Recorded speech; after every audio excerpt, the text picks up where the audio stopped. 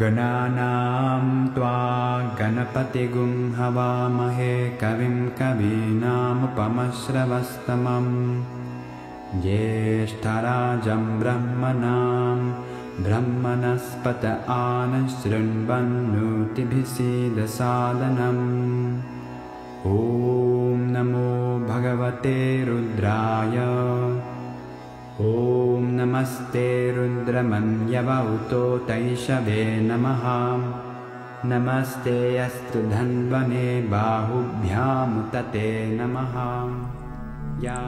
Глава 4. Встреча с Ганешей. Сбежав ночью из той деревни, на дороге я встретил слона. Я хотел сойти в сторону, но слон преградил мне путь. Я направил на него поток своих мысленных вибраций, и слон предстал передо мной в облике человека. Он дал мне 5 сладких шариков ладду и велел их съесть, что я и сделал. Тогда я понял, что встретил в лесу самого Ганешу. Почти целую милю он сопровождал меня, потом исчез.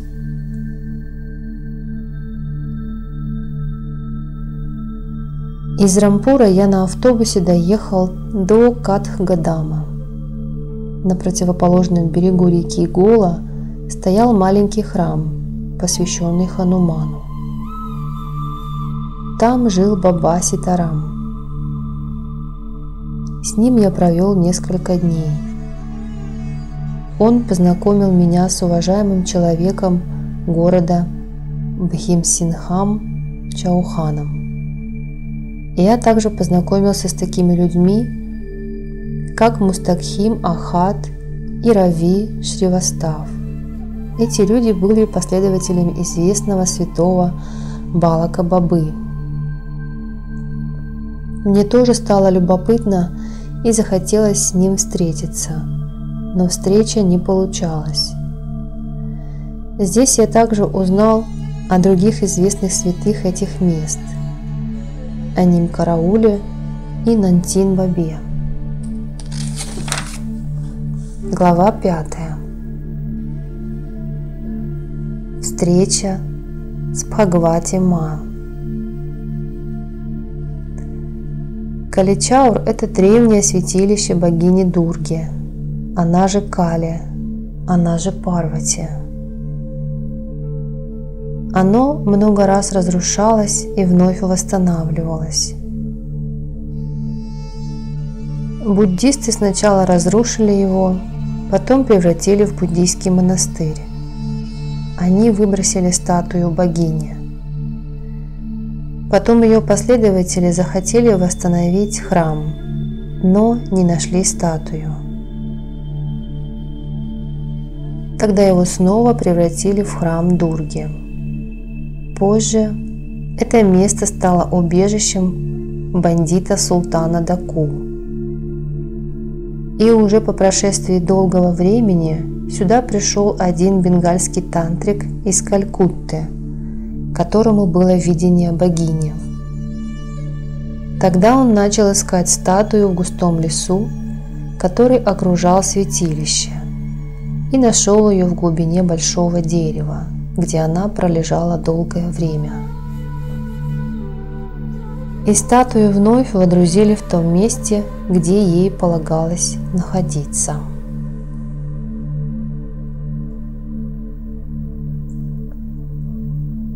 Это место находится в 5 милях от Кхатгодам. Святилище очень древнее, оно расположено в густом лесу. Там и сейчас на камне есть надпись на языке пали, а также 12 древних статуй и изваяний богини Кали. Конечно, современность наложила свой отпечаток и на это древнее место. Баба из Бенгалии уже давно умер. Там можно найти его ученика, которого зовут Рамкумар Чури. Он владеет бакалейным магазинчиком в Хальдване, а все, что остается от его торговли и свободных средств, он жертвует на алтарь богини-матери. В это святилище страшно приходить даже днем.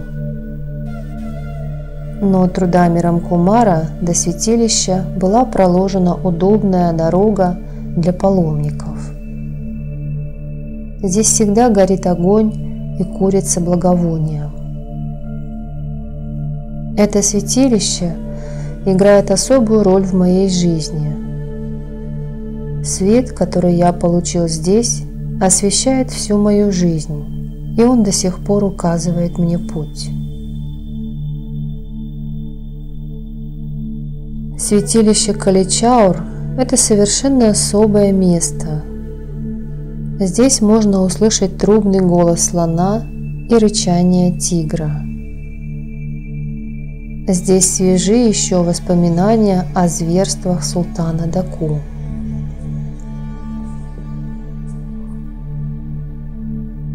Недалеко отсюда находится место слияния двух рек. Оно обозначено гневом богини. И если она гневается, из земли извергается огонь. И тогда в этом огне может сгореть любой человек. История этого святилища обогрена кровью, и никто не может быть уверен, что застрахован от гнева богини, ни отшельник, ни простой последователь. Небольшая ошибка может привести к трагедии. Даже сам Баба из Бенгалии сполна вкусил этого гнева. Он дорого заплатил за свои ошибки, и ему пришлось покинуть свое бренное тело в далекой деревне.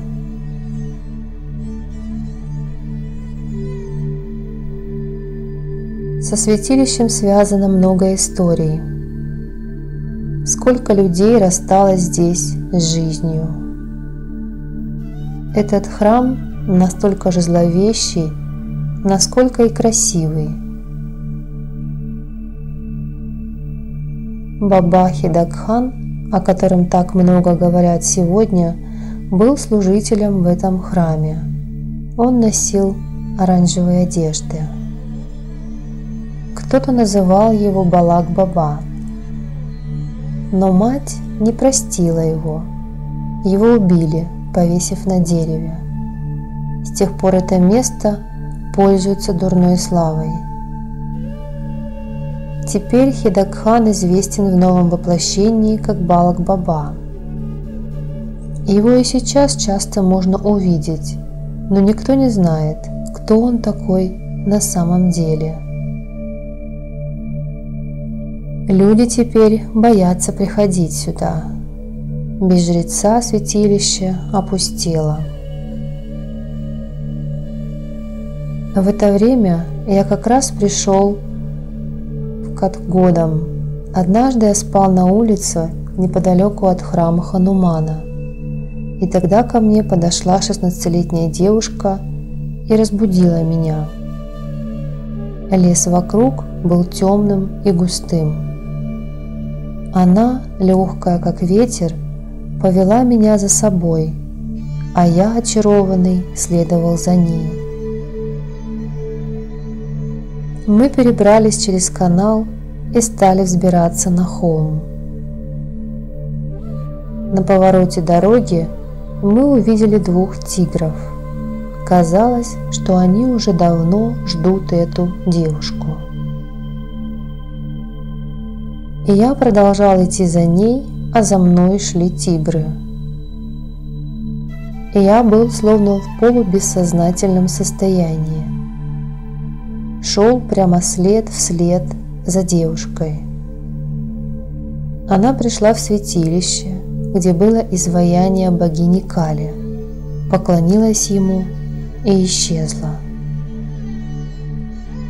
Я осмотрелся, но нигде не смог ее увидеть. Я был в святилище один, а вокруг была непроглядная тьма. Иногда звонил колокол при входе в храм. Оба тигра остановились у дверей, и я испугался. Сложно было представить, что я прошел с ними вместе долгие мили. Я сел напротив изваяния. За моей спиной курились благовония, горел вечный огонь. Когда я вышел из храма, то тигры тоже скрылись с моих глаз. Я позвонил в колокольчики, совершил обход храма и с удивлением увидел, что змея тоже совершает обход храма. Она сделала обход 3 раза и поползла в сторону благовоний. Я сел на внешней платформе. Меня стало клонить в сон. Но тут я услышал страшный крик, как будто кто-то взывал о спасении. Я осмотрелся по сторонам, но никого не увидел. Я посмотрел в сторону храма и вновь услышал этот голос. Потом я посмотрел на окружавшие храм колонны. К одной из них был привязан человек. Он находился в плохом состоянии.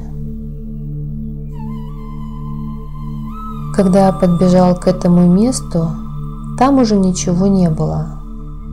Я весь вспотел от волнения и начал сам себя успокаивать. Приблизился к изваянию богини поближе и вновь увидел гуляющих тигров.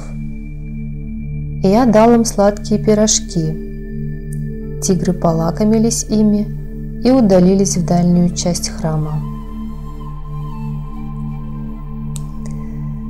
Потом я заснул, а проснулся, когда было уже утро. События прошедшей ночи неотступно возникали в моей памяти. Я стал искать воду и скоро нашел небольшой источник.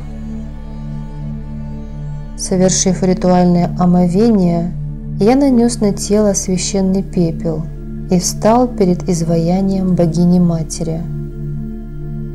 Я хотел у нее спросить, что же она в конце концов от меня хочет. Вначале были сомнения, но потом мне показалось, что статуя слушает меня и улыбается.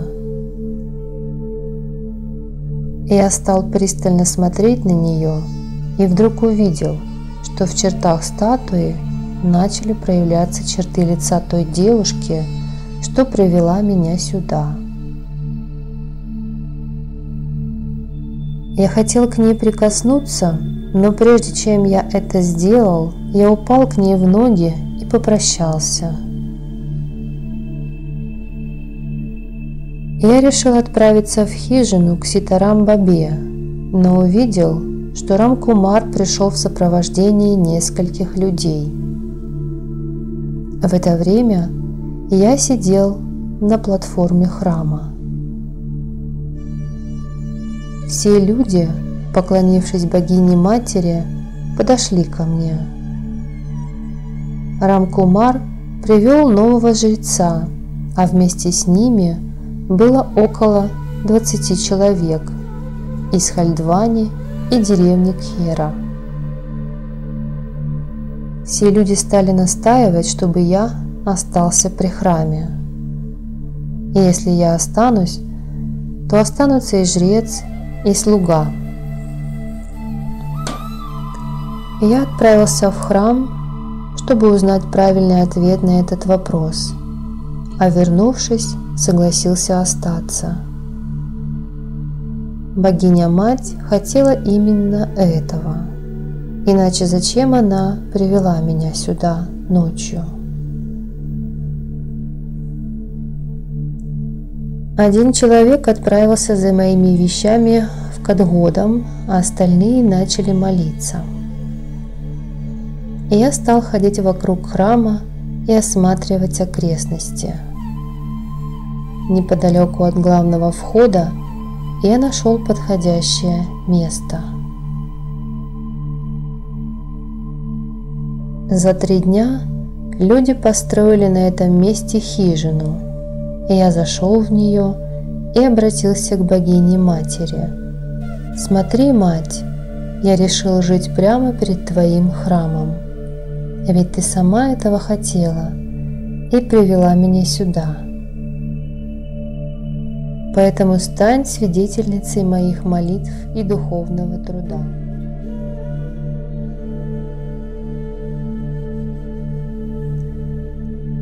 А если я делаю что-то не так, продолжай меня прощать, как ты это делала всегда, ведь ты же мать. Я остался при храме. Прошло несколько недель. Я совсем перестал есть. Люди приходили и уходили. Для меня же ночь и день стали неотличимы друг от друга. Тьма и свет стали для меня одним и тем же. И я теперь не ждал наступления рассвета, не ждал я и того момента, когда солнце скроется за горизонт. Однажды, ровно в полдень, зазвонил колокол при входе в храм. Звук был прерывистый, будто кто-то специально звонит в него. Я вышел из хижины и направился к храму. Колокол все еще раскачивался. Храмовый служитель спал. Кто же звонил? Вокруг стояла кромешная тьма. Я пошел обратно в свою хижину и тут увидел, что та девушка как раз выходит из нее. Она подошла ко мне и заулыбалась, а я неотрывно смотрел на нее. Все так же нежно улыбаясь, она удалилась, а я продолжал смотреть ей вслед. Она очаровывала меня настолько, что в ее присутствии я не мог вымолвить и слова. И только когда она уходила, я избавлялся от наваждения.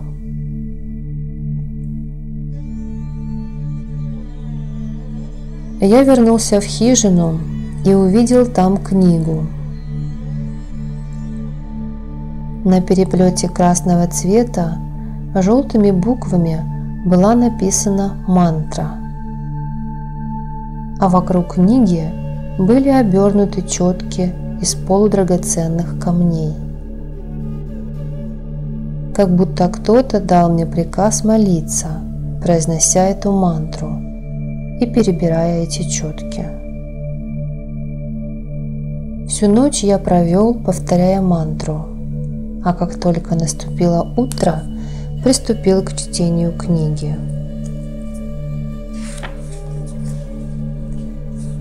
Прочитал ее 3 раза, а потом направился к реке, совершить омовение и все то, что я делаю утром. С тех пор я стал делать все именно так, как было написано в книге. Прошло несколько ночей. Каждый раз та божественная девушка забирала старую книгу и оставляла мне новую. От нее исходило необыкновенное сияние. Она была нереальной, нездешней красоты, похожая на мираж или видение. Девушка воплощала в себе любовь и нежность, все идеальные качества. Наступила ночь полнолуния. В ту ночь она сама была подобна луне, одетая в белые одежды. Я смотрел то на нее, то на луну. Уже на пороге хижины я заключил ее в свои объятия. Она же весело рассмеялась. Мне показалось, что меня просто ударило током. и я уже упал было на землю, но она подхватила меня и сказала: «О йог, я не Лакшми, я Гаури. Я и есть та заветная черта. Я время, я высшее искусство, я полное отдохновение». Искусство связано с сознанием, богиня Лакшми с богатством. Богиня Сарасвати управляет речью. Ты же постоянно путался во всем этом, и мне приходилось постоянно тебя освобождать. Именно я освободила тебя от влияния Лакшми. Именно я познакомила с богиней Сарасвати, объяснила тебе, что такое настоящее искусство. А заветная черта – это я сама. Иди и растворись в океане моей красоты, не жди. Стань путником, но не выбирай свой путь специально. Иди туда, где есть все. Иди туда, где ничего нет. Оставь заботы о материальном мире. Всегда думай о мире тонком. И тогда ты добьешься своей цели.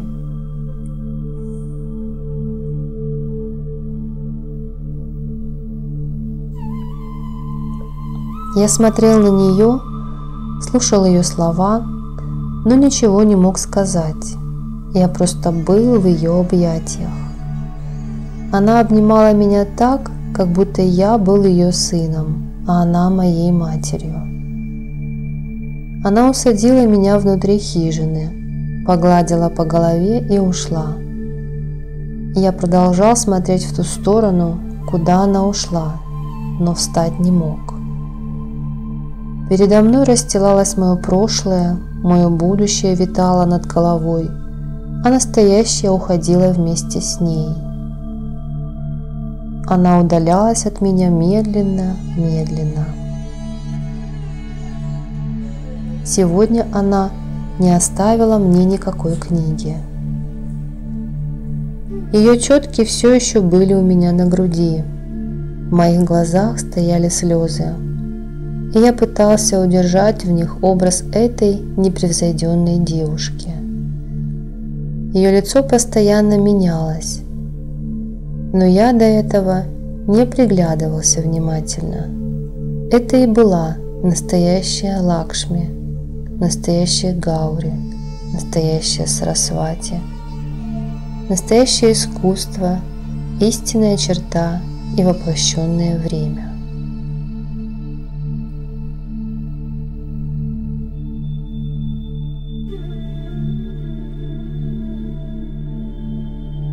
И я так долго блуждал в поисках, а сегодня, встретив ее, растворился в ней. Когда человек, который идет по своему пути между жизнью и смертью, делает это бессознательно, то потом его начинает мучить совесть. Он начинает раскаиваться, ведь время торопит его, не ждет, а он все еще ничего не сделал. Но без женщины все духовные практики остаются незавершенными. Современный человек полон эгоизма. Уничтожать других людей ради собственной выгоды стало чем-то вроде религии.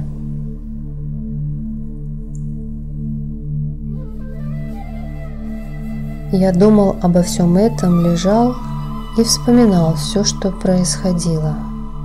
Потом встал и отправился гулять по лесу.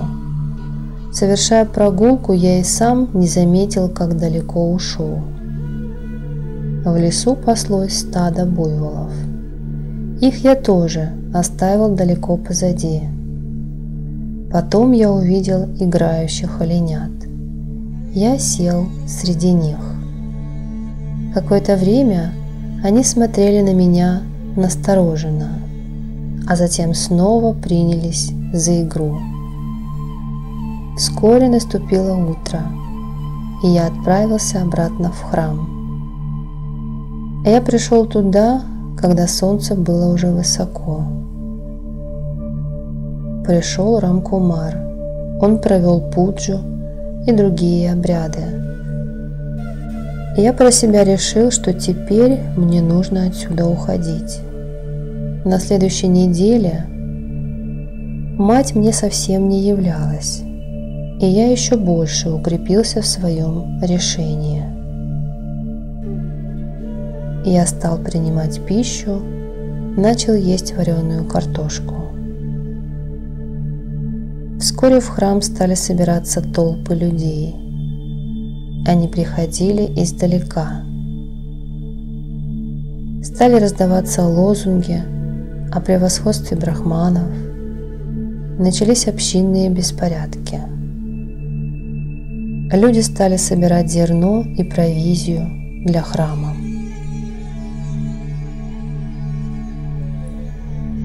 В святилище также пришло довольно много отшельников. Тут-то Нанда Валбах-шастри и показал свою природную алчность. Я убеждал Рамкумара, что с этой ситуацией необходимо что-то делать, но он меня не слушал. И я проводил свое время в хижине, погруженный в беспокойные размышления. Был жаркий полдень. В святилище шла служба, когда дарящая высшее блаженство мать, эта девушка, подобная богине Кали, вошла в мою хижину. Она приблизилась ко мне, поцеловала меня в лоб, а потом поставила на лоб тилоку священным пеплом. Это ее появление словно вдохнуло в меня новую жизнь, ведь она не приходила уже целую неделю. А тем временем, пока ее не было, обстановка в святилище полностью изменилась. Она стала отравленной людскими страстями. Девушка посидела со мной несколько часов и посоветовала мне уходить из храма. Никто не увидел, как она явилась ко мне, и никто не видел, как она удалилась.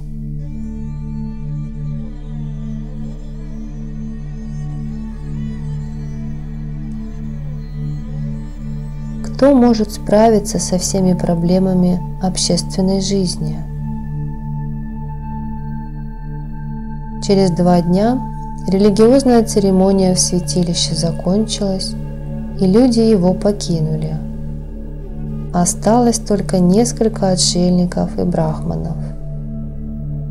Рамкумар и прислужник не хотели обсуждать со мной происходящее.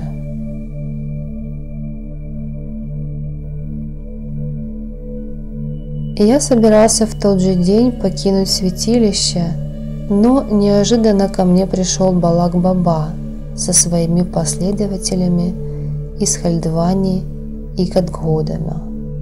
Балак-баба был юношей в возрасте около 18 лет. Он был одет в черную одежду. Я вышел из хижины и поприветствовал его, припав к его ногам. Вместе с ним пришли Бхим Сингх, Рави Шривастав и другие уважаемые люди.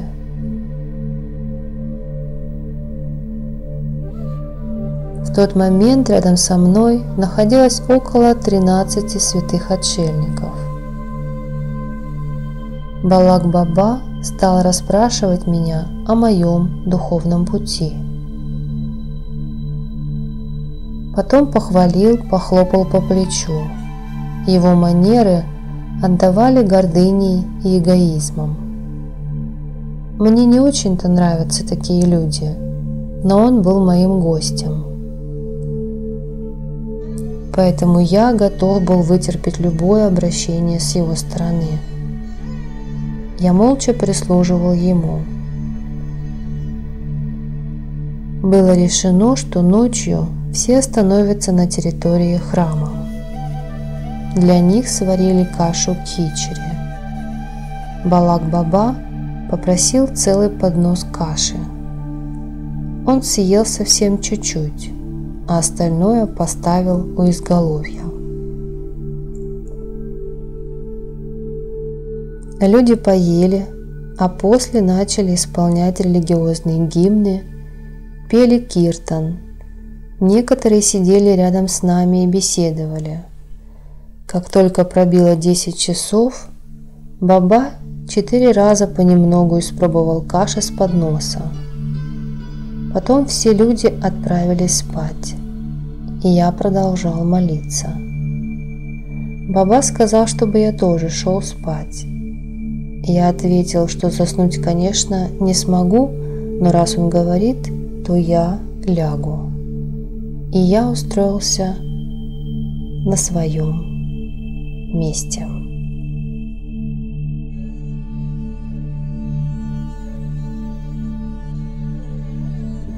В полночь я почувствовал какую-то тяжесть в груди. Я сел на своем ложе, открыл глаза и увидел, что Балак Баба зажег жаровню. В одной руке он держал чашу для сбора подаяний, а в другой – человеческий череп. Он произносил мантры и бросал что-то в огонь. Его глаза налились кровью, а взметнувшиеся вверх языки пламени уже подбирались к крыше хижины.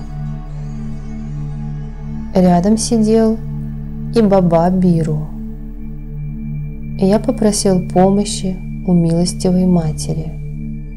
Набрал пригоршню воды, бросил ее в жаровню и затушил огонь. Потом я снова лег.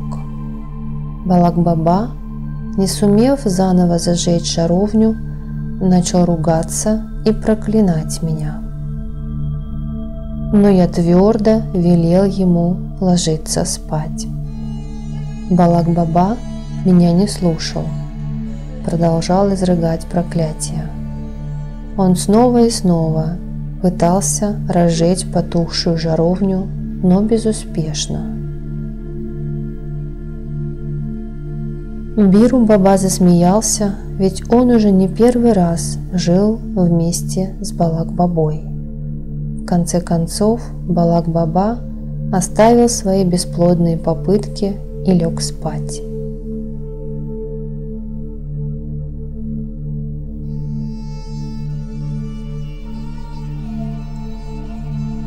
Тогда я сказал ему: духовные практики существуют для того, чтобы приблизить нас к истине для нашего духовного роста, а не для того, чтобы получить власть над другими людьми. Вы же злоупотребляете своими сверхъестественными способностями. Мое тело стало неуязвимым, подобно броне. Разве могут ваши мантры причинить мне вред? Нельзя использовать мантры лишь для того, чтобы добиться почета и уважения. Балак Баба ничего мне не ответил и лег спать. Я же стал молиться.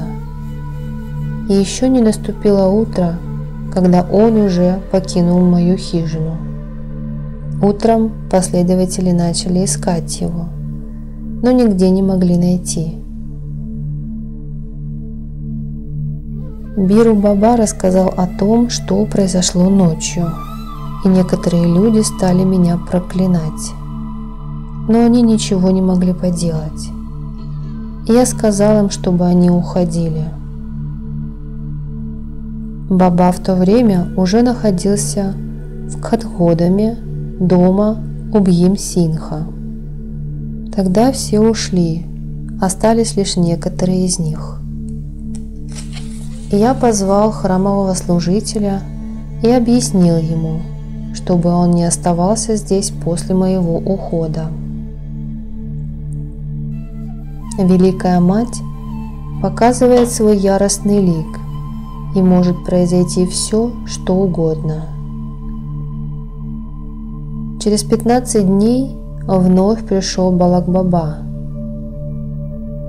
Он принес для меня черное одеяло и книгу с мантрами, которые используют тантрики. Однако я отказался от его даров. Баба расстроился и сказал: «Как же мне теперь остаться с вами? Ведь я пришел сюда поучиться у вас». Тогда я взял книгу, положил ее в ногах своего ложа и придавил камнем. Одеяло положил в изголовье. Баба настаивал, чтобы я прочитал книгу, но я не стал его слушать. Я сказал: «Махарадж, я знаю все мантры, которые там написаны, и знаю, как они действуют. Я встречал множество отшельников разных направлений, и агоров, и капаликов, и тантриков. Я не хочу блуждать по путям материального мира. Я не ищу ни удовольствий этого мира, ни славы. Мое желание заключается в том, чтобы и вы припали к ногам Великой Матери и стали ее истинным последователем. Благодаря этому вы получите блага обоих миров. И если захотите, благодаря этому воссоединению сможете самостоятельно искать истину. Вы сами обо всем узнаете».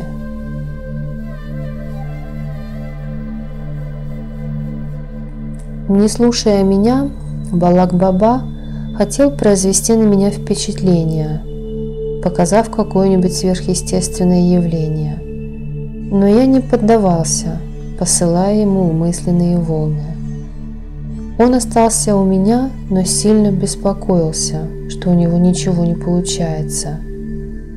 Иногда мы всю ночь бродили с ним по глухим лесам, а по возвращении я начинал молиться. Он же приступал к собственным практикам. Но когда он хотел показать мне что-нибудь удивительное с помощью своих способностей, у него ничего не выходило. Через 9 дней он сказал: «Друг, твоя взяла. Ты доказал, что твой путь правильный. Теперь я отправляюсь в горы Виндхья предаться аскезе».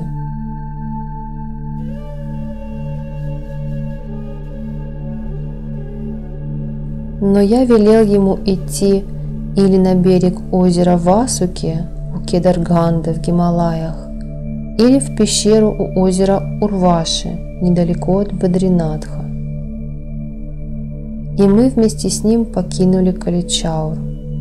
Я попрощался с матерью и вновь предупредил служителя. Рамкумар и храмовый служитель не послушали меня, но через 3 дня после моего ухода убили храмового служителя и его помощника. Нанесли множественные раны ножом. Что это было? Гнев богини или ярость людей? Надо сказать, здесь довольно часто так происходит.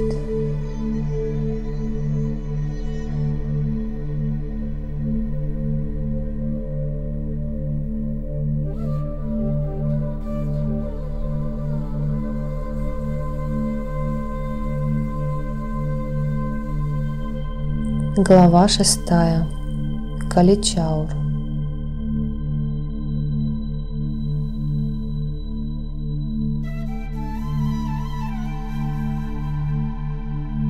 Каличаур – это место, где сосредоточена Тама-гуна. В этом святилище великая богиня часто является своим последователем, если они сумеют добиться ее расположения усердным и искренним поклонением. Здесь всегда можно увидеть 2 ее священных животных – тигров, которые разгуливают повсюду днем и ночью. Очень часто вокруг святилища проползает большая змея. И если мать довольна поклонением своих последователей, то колокола в храме начинают звонить сами по себе. Также можно увидеть юную девушку, одетую в красные одежды. На расстоянии примерно мили от святилища в сторону реки есть пещера. Именно оттуда был проведен водопровод. В этой пещере можно увидеть отшельника, погруженного в состояние самадхи. Иногда оба тигра приходят в эту пещеру отдохнуть. Имя этого известного отшельника – Татамбари Баба. Раньше он жил вместе с Хедакханом и Самбари Бабой. Иногда приходил вместе с Хедакханом в святилище и долго молился перед изваянием богини.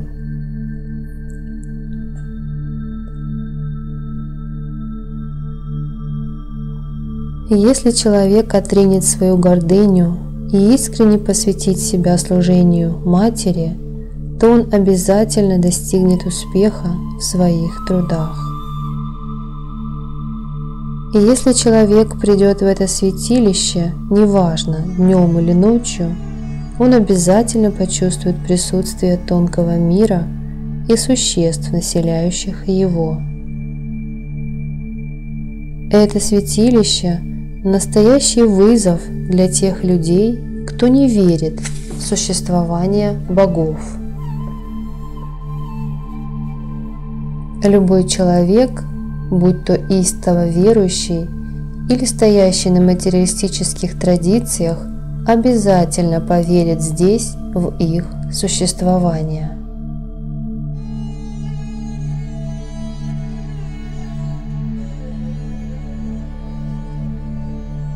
Живое существо – путник в этом мире. Его тело создается в соответствии с прошлой кармой, изменяется в зависимости от деяний. Но человек постоянно блуждает в потьмах. Он с головой погружен в материальный мир, а существование тонкого мира отвергает, называя все это пустой фантазией. Но если человек посвятит хотя бы немного времени служению матери, то обязательно получит ее благословение. А он тратит свое драгоценное время на то, что спорит с теми, кто испытал какой-либо сверхъестественный опыт, пытаясь доказать всю беспочвенность этого опыта. Поэтому сначала необходимо создать самого себя, поверить в самого себя. Когда ты по-настоящему поверишь в самого себя, то обязательно познаешь тонкий мир.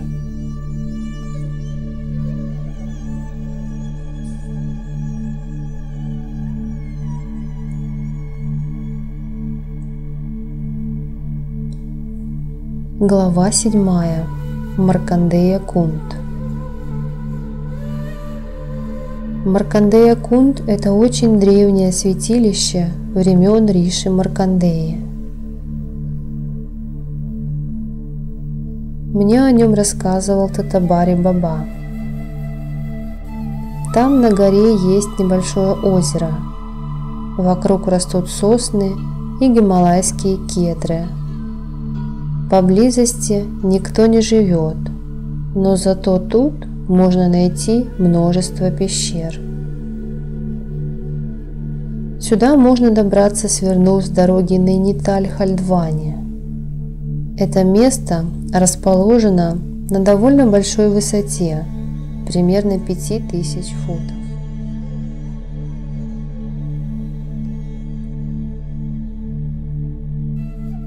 Существует легенда, что Риши Маркандея именно здесь создал свою Маркандея Пурану. Когда я ушел из святилища Каличаур, то несколько дней прожил в храме Ханумана. Балак-баба уже ушел. В те дни я ел только листья дерева Ним. Я вновь встретил ту обезьянку, которую видел раньше. Но теперь она выросла, стала совсем большой. Она начала во всем мне подражать. Тоже начала рвать листья дерева Ним и есть их. Когда я садился в медитацию, она тоже садилась медитировать. И я, не мигая, смотрел на первые и последние лучи солнца, на лунный диск, так называемую практику Тратака. Обезьянка тоже делала так же. Иногда я мог по 6 часов смотреть на солнце, не мигая. Обезьянка тоже сидела рядом со мной неподвижно и смотрела на солнце. Она часто перебирала мои четки. Она везде ходила за мной по пятам. Спала рядом со мной, купалась. Она все делала как настоящий йог. Она не ела никакой еды, кто бы ей ни предложил. Она ела только то, что давал ей я или Ситарам Баба. Иногда она уходила погулять, а возвращалась только через несколько часов. Приносила нам фрукты или сладости. Потом она стала делать это постоянно.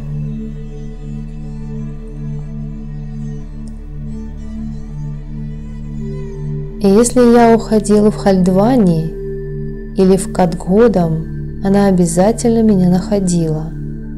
И если я направлялся на базар, то она сидела у меня на плече. И взрослые, и дети боялись ее, потому что она могла напасть, и если они говорили что-то плохое. И если кто-то из детей начинал меня дразнить, то она давала ему пощечину. Она терпеть не могла пьяных. Если видела пьяного, то начинала его калашматить. Она часто приносила нам воду, делала другие полезные дела. Эта обезьянка стала частью моей жизни.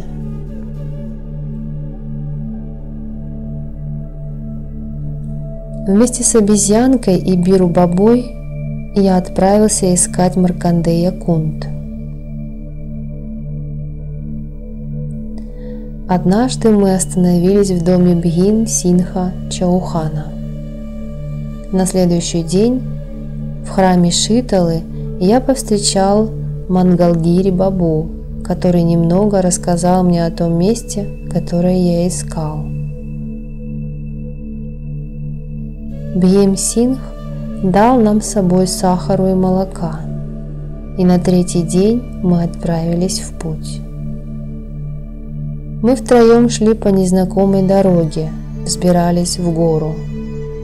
Через несколько часов обезьянка остановила нас и взобралась на самую вершину сосны, а потом, прыгая по верхушкам деревьев, поскакала вперед, указывая нам путь. Мы вдвоем следовали за ней. Через некоторое время обезьяна спустилась с дерева и указала на пересохшее русло реки. Дорога круто уходила вверх. Мы пошли по ней. Когда мы взобрались на гору, то увидели небольшую поляну. Обезьянка села на берегу озера, которое находилось посреди поляны, и начала нас звать. Это озеро было настолько прекрасным, что мы глазам своим не поверили. Это очень глубокое озеро, окруженное горами, словно лежащее в горной чаше. Рядом не было никаких других водных источников. Вода в этом озере была голубая и необыкновенно чистая. Вокруг озера росли сосны и бамбук. Кое-где виднелись гималайские кедры и даже дерево джамун. Озеро было чрезвычайно полноводным, но вокруг отсутствовало жилье и не было никакой возможности раздобыть пищу.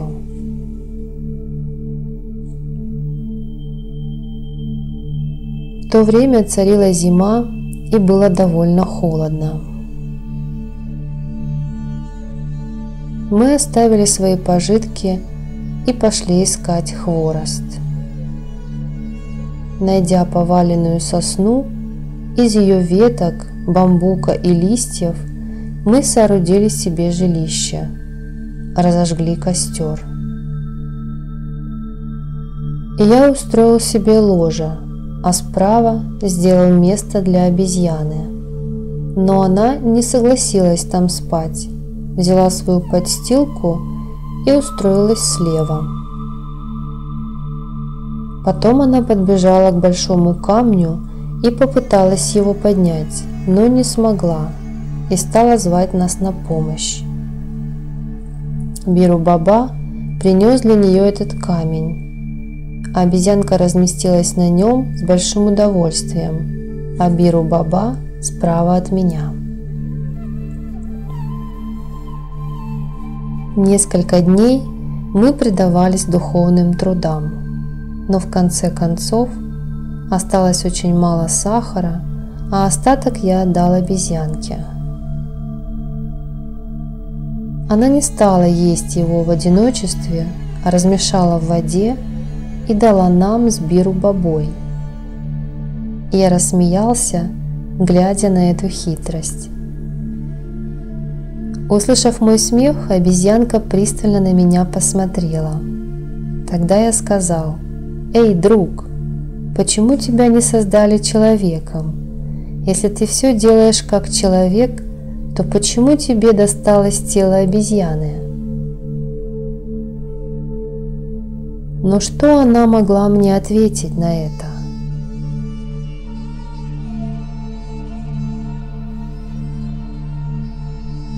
Медленно опустилась ночь. Подул сильный ветер, и стало довольно холодно. Началась буря. Она вырывала деревья с корнем. Потом пошел град. И я решил совершить омовение в озере.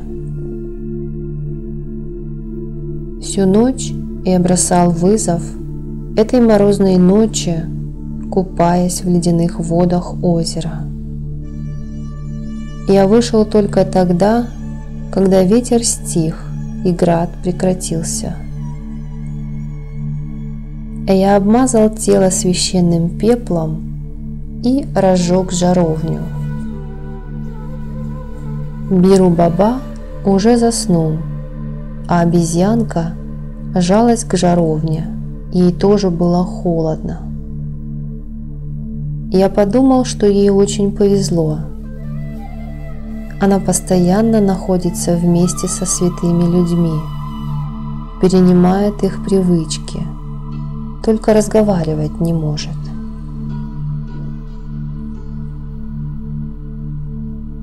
И я решил заглянуть в ее прошлые жизни. Пусть сначала она заснет.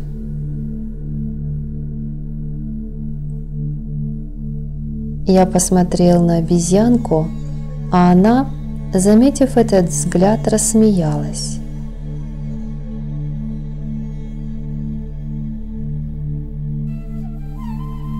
Ночь уже почти закончилась, кругом стояла глубокая тишина. Был слышен только стрекот цикад. Небо было покрыто облаками. Я взял свои четки и сел повторять мантры. обезьяна грелась у огня. Вдруг я увидел 3 сияющих источника света, которые приближались к озеру. И я разбудил Биру-бабу, и мы стали наблюдать. Источники света превратились в людей. Первый был одет в свободную куртку и шапку. Он был высоким, самым высоким. Второй в оранжевую одежду и сильно сутулился. А третий только в набедренной повязке. Какое-то время они сидели на берегу озера, потом подошли к нам. И я расстелил для них простыню и, поклонившись в ноги, пригласил присесть. Но они не стали садиться, представились стоя.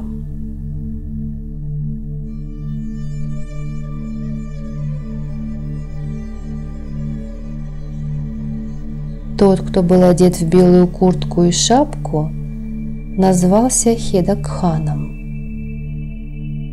Пожилой человек в оранжевой одежде – Самбари-баба.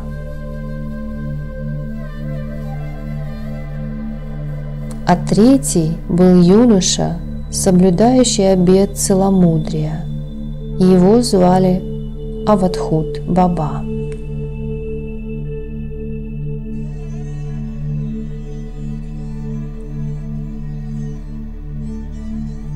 Хедакхан обхватил голову обезьянки и сказал: «Мэйни Махарадж, вот в каком воплощении вам пришлось родиться. После того, как вы покинули пещеру в Бадринатхе, о вас не было ни слуху, ни духу. Потом Мухандас рассказал мне, что вы в Амарнатхе покинули свое физическое тело, и вот вы сейчас сидите здесь».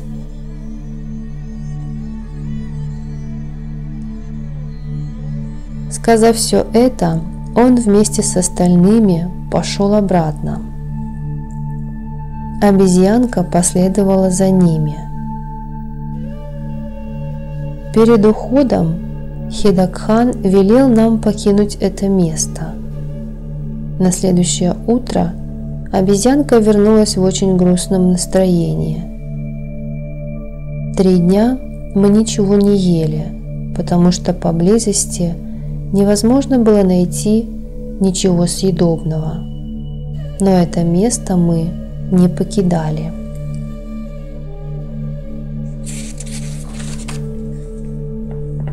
Обезьянка тоже пыталась найти пищу, но безуспешно. Каждый день возвращались эти святые люди и принуждали нас к тому, чтобы мы ушли. И я не понимал значения этих настоятельных просьб. Так прошло еще 2 дня. Биру-баба страдал от голода. Обезьянка тоже была грустной. Даже у меня ухудшилось состояние. И тут я бросил взгляд на дерево джамун. Там росли плоды. И я сорвал их, размял в воде и сварил каждому по стакану. Моя часть упала на жаровню и пролилась. Но мы не стали варить этот напиток во 2-й раз. И вечером мы попытались медитировать, но от голода ничего не получалось. Тогда-то и пришли 3 святых отшельников. В тот день я не стал с ними разговаривать. Они посидели немного и ушли. После их ухода я совершил омовение в озере, обмазал тело священным пеплом и сел размышлять. Иногда думал об этих святых, иногда о том, что природа не хочет нам помогать. Постепенно гнев начал мной овладевать. Я злился на то, как несправедливо устроен мир. Тогда я подумал о гуру, и неожиданно мои внутренности пришли в движение, и сам собой образовался Джаландхар Бандх. Вместе с этим из моего горла вырвался громкий звук. Как только раздался этот звук, весь лес словно бы ожил. Звери забегали туда-сюда, птицы зачирикали, даже деревья вышли из состояния своего всегдашнего спокойствия. Махатма, который был со мной, и обезьянка тоже занервничали. И тогда перед нами возник юноша, одетый в белое дхоти. У него в руках был сосуд, наполненный молоком. Он стал меня просить: «Махарадж, прекратите издавать эти звуки. Звери и птицы в панике. Они разбегаются кто куда, натыкаются друг на друга в темноте. Перестаньте их мучить. Я принес для вас молоко». Тогда звук, который из меня исходил, прекратился сам собой. Я медленно вернулся в свое обычное состояние, посмотрел на юношу. Он соединил руки перед грудью в умоляющем жесте и сказал: «Святые отшельники не должны сердиться, иначе может произойти что-то ужасное. Гнев святого человека может привести к страшным последствиям». Биру Баба разогрел молоко. Прежде всего, я напоил нашего доброго гостя. После этого Биру Бабу и обезьянку, а свой стакан отставил в сторону. Юноша дал нам еще кое-какие плоды и стал собираться уходить. Перед уходом он сказал: «Завтра сюда придут пастись мои коровы. Вы можете каждый день брать молоко у самой гладкой и упитанной». Я не стал его ни о чем спрашивать. И действительно, утром, когда я выпил свое молоко и отправился на прогулку, то увидел большое стадо коров. Толстая корова сама подошла к нашему лагерю и остановилась рядом. Я велел Биру подоить ее, а сам ушел. Обезьянка побежала впереди меня. Я увидел, что в скалах есть пещеры, и пошел туда. Обезьянка замечала, как святые отшельники несколько дней назад пробирались именно в эти пещеры. В одной из пещер я застал молодого отшельника, попросил у него прощения и вышел из пещеры.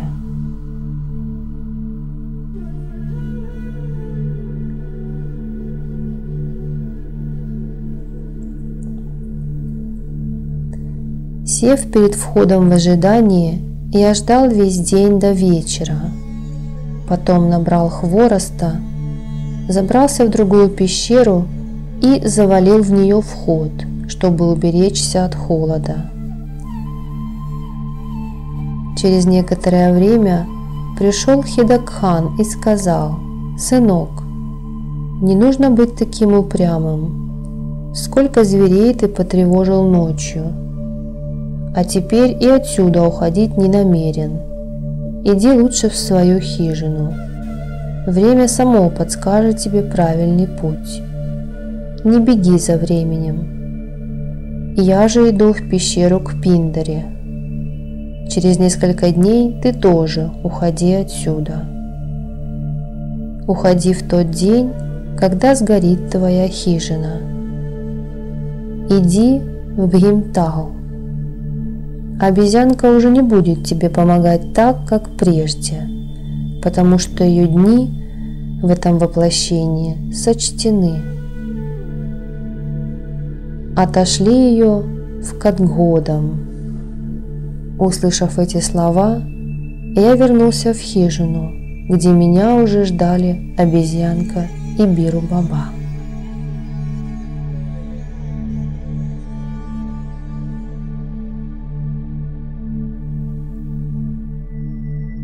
Мы продолжали свои духовные практики, а корова каждый день давала нам молоко.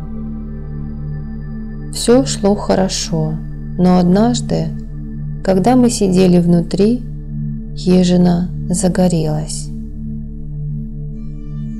Мы выбежали наружу. Я сорвал с себя набедренную повязку и затушил огонь. Мы собрали свои пожитки и тотчас же спустились вниз. И я отправил Биру Бабу вместе с обезьянкой в Кадгодам, в храм Ханумана, покровителя обезьян, а я отправился пешком в Бхимтал. С этого самого дня обезьянка перестала есть и пить.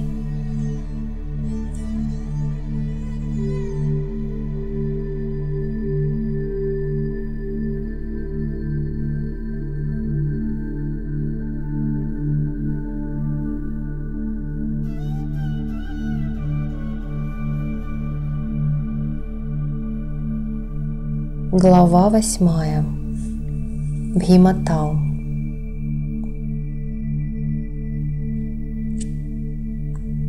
На берегу озера находился очень древний храм, на веранде которого я расстелил свое одеяло. Служитель при храме Гири обеспечил меня дровами и хворостом. Утром я отправился на озера, а оттуда пошел к пещере Каркотак. Местами лежал снег, а кое-где земля была чистой. Пробравшись через границу снега, я увидел хижину Непали Бабы, но там никого не было. От хижины я пошел к пещере, и по дороге мне ужасно захотелось пить, но нигде я не мог найти воды. Я продолжал свое восхождение и скоро увидел что-то вроде площадки, на которой сидел святой. Рядом с ним в чаше плескалась вода. Я попросил у него воды и напился. Недалеко от этого места находился вход в пещеру, который был закрыт. Баба запретил мне открывать его и велел спускаться. Он сказал, что сейчас начнется сильный ливень. Баба велел мне до завтрашнего дня приготовить все для Хавана, потому что утром он придет его проводить. Я пошел вниз, но не видел перед собой дороги. Со всех сторон собирались черные тучи. И я, хватаясь за кустарники, начал быстро спускаться. Потом я нашел дорогу. Через деревню Сангуди я вернулся в храм. Спустя некоторое время туда пришли Рампал Сингх, Бипин, госпожа Панд и управляющий миссией Рамакришны Пандей Джи. Мы просидели довольно долго. но когда начался ливень, они ушли. Я остался сидеть на веранде и созерцал сильный дождь. Потом казалось, что он никогда не прекратится. Становилось все холоднее и холоднее. Вода стала подбираться к платформе храма. Тогда я принес еще хвороста, развел костер и так провел ночь до утра. Всю ночь шел ливень вместе с градом. Нижняя часть храма оказалась затоплена. Мои друзья целую ночь не могли сомкнуть глаз, беспокоясь обо мне. Как только дождь прекратился, меня пришли навестить Рамлал Сингх и госпожа Пант. Было около 5 часов утра. Они увидели, что я сижу неподвижно, и испугались, что я умер от холода. Рампал Сингх и госпожа Пант тоже были очень удивлены тому, что вода затопила веранду, но не коснулась ни жаровни, ни того места, где я сидел.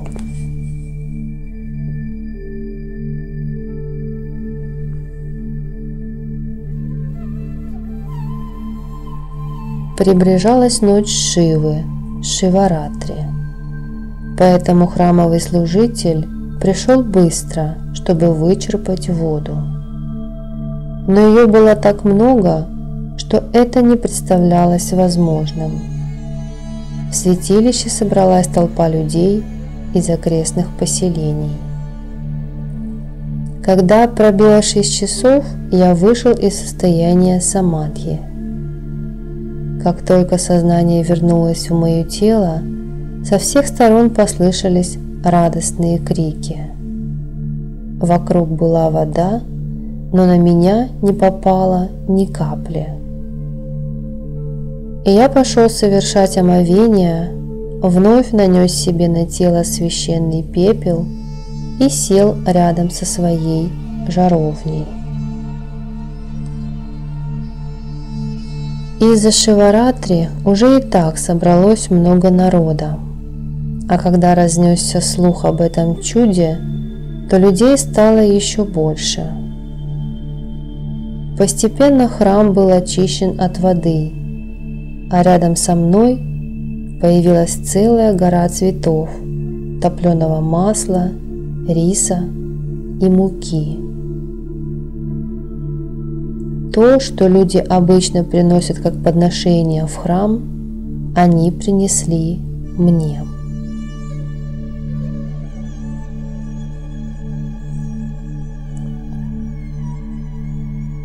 Тогда пришел Баба из Каркотака, стуча своими деревянными сандалиями. Я принял его с большим уважением. Я поставил перед ним прасад, топленое масло и вещи, необходимые для совершения хавана. Он забрал все это и ушел. До полуночи вокруг меня толпились люди. И я отдал полученные от людей деньги храмовому служителю и рано утром отправился в путь. И я пошел к озеру Нала и Дамаянти. После святилища Каличаур я постоянно искал это место, ведь источник моего вдохновения, Великая Мать, сказала, что именно там она встретится со мной в следующий раз.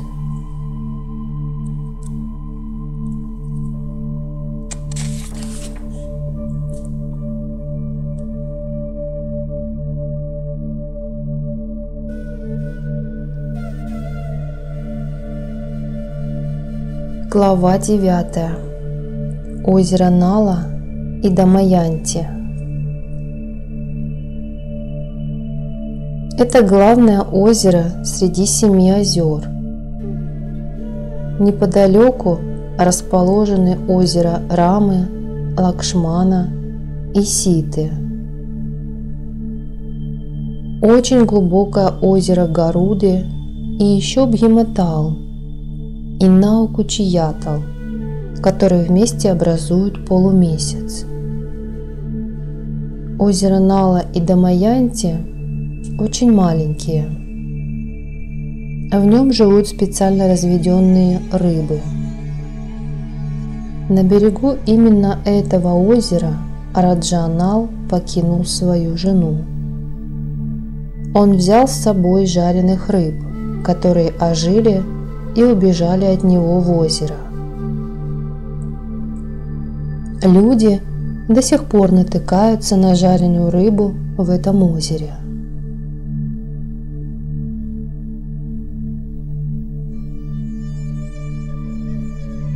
Сейчас тут расположено место для сожжения трупов. С одной стороны озера Йогмауни Махарадж построил несколько небольших храмов. Именно из этого озера достали очень древнюю статую Вишну, о которой теперь знают во всем мире. В озере есть и другие статуи, выполненные из черного камня. Это образцы высокого искусства. Рядом с одним из этих храмов я и остановился.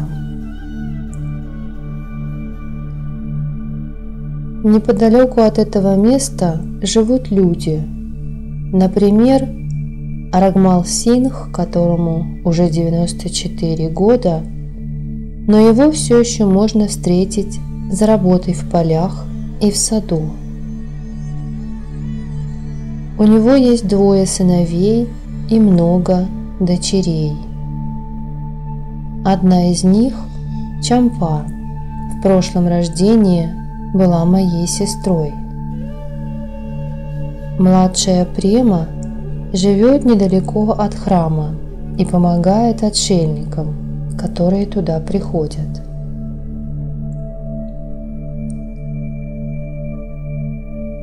В Нирмале живет Лал Сингх Бишт вместе со своей семьей. Его считают политическим лидером. Он был человеком атеистических убеждений, но когда познакомился со мной, то встал на путь духовности. Здешний храм и земли принадлежат семье Мехра. Они проживают неподалеку в своей собственной деревне. После того, как я поселился здесь, то стал предметом оживленных разговоров и пересудов. Я пришел сюда по приказу матери и по настоянию Хидакхана. И я думал, что тут наверняка скрывается какая-то тайна. Здесь, по настоянию храмового служителя, был назначен день особой религиозной церемонии и жертвоприношения ягьи.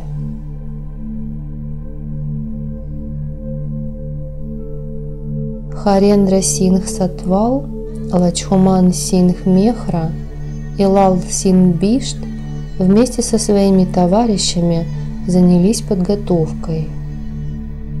Люди начали приходить издалека. Местный совет очень нам помог.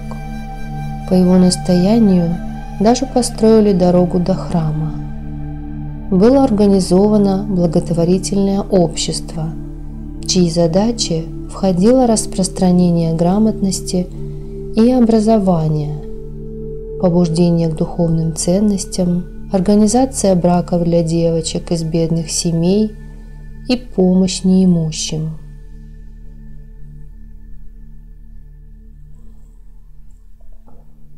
Председателем этого общества был выбран Лал Сингх, который согласился работать на общественных началах без зарплаты. Все шло очень хорошо, но я был не рад. Мне казалось, что я отступаю от своего истинного пути, ведь до сих пор я еще не сподобился увидеть здесь мать. Я постепенно все больше и больше погрязал в общественных делах. А ведь рядом было расположено место кремации, где бродили духи.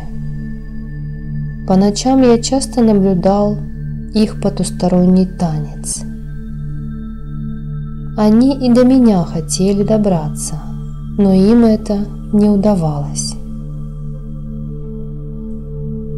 Всю ночь я проводил в хижине, а днем до 2 часов отправлялся гулять по горам. Иногда я уходил на гору Хидимбы, иногда на гору Хари, а иногда на гору Каркотак. Бывало, и я проходил по 18-20 миль. К 2 часам дня я возвращался. Люди уже ждали меня. Последователи Хедакхана, Самбари Бабы, Ним Караули Махараджа и Нантина Бабы задавали мне великое множество вопросов. Именно эти йоги пользовались в здешних местах особым уважением. Общество пыталось поглотить меня, а я убегал от него. У меня в уме постоянно боролись противоречивые мысли. Однажды ночью я вышел из хижины и пошел прогуляться. Духи на месте кремации получили по заслугам в соответствии со своими прошлыми поступками, а теперь они кружились в неистовом танце. Именно тогда послышался топот лошадиных копыт. Я посмотрел в сторону 7 озер и увидел, как оттуда приближается всадник на белом коне. Он был одет как раджа, а на его голове был повязан тюрбан. Он подъехал и остановился невдалеке от меня.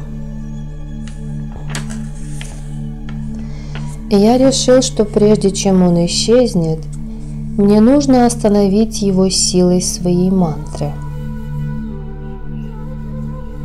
Когда я это сделал, то узнал, что всадник был писателем-англичанином, христианином.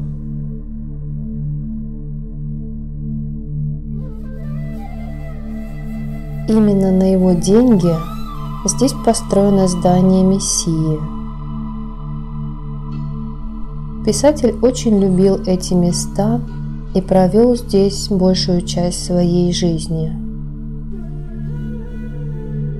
Его дочь Энни Мария была тоже похоронена здесь, и он каждую ночь навещал ее на кладбище, хотя и сам он давно уже умер. То был лишь его блуждающий дух.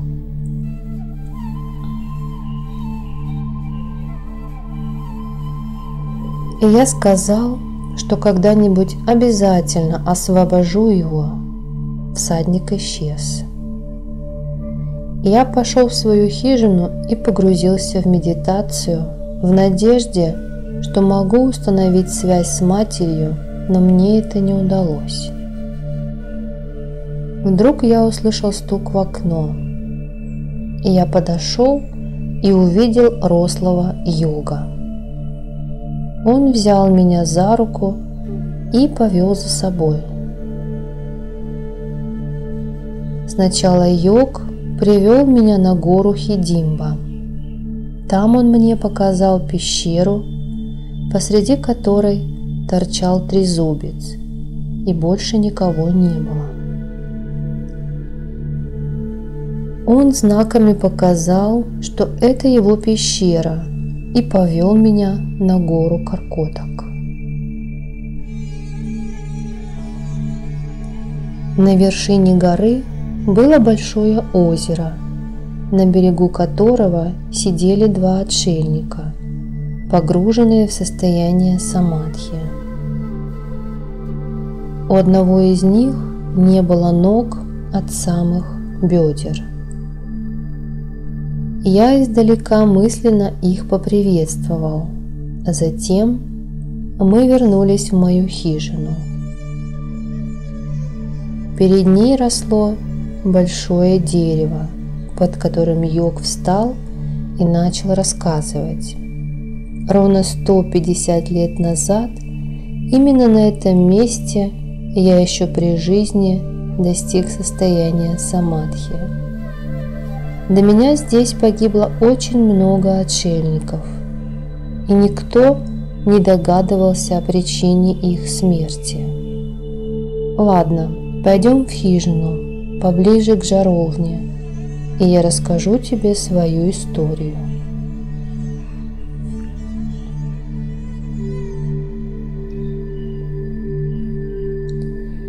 Я разогрел молоко и налил его в 2 стакана. Потом он заговорил. Меня зовут Гариб Дас, и я вайшнавский отшельник, но поклонялся также и богине-матери. Я довольно хорошо разбирался в тантре. В то время Хидакхан был очень известен, как, впрочем, и теперь. Я искал его и забрел в деревню землевладельцев Мехра. Им принадлежала и здешняя земля, и озеро. Они захотели эти земли заселить, но духи мешали им это сделать. И если члены клана Мехра встречали кого-то из отшельников, то пытались привлечь его на свою сторону. Оказывали ему всяческий почет и уважение. Потом просили его, чтобы он остался пожить в этом глухом лесу. Озеро в то время скорее напоминало болото. Тогда здесь совсем никто не жил. Отшельник при виде этого уединенного места начинал испытывать желание здесь остаться. И так он попадал в ловушку, потому что землевладельцы с помощью святых отшельников хотели сделать эту землю пригодной для обитания. Но уже на следующий день отшельник умирал.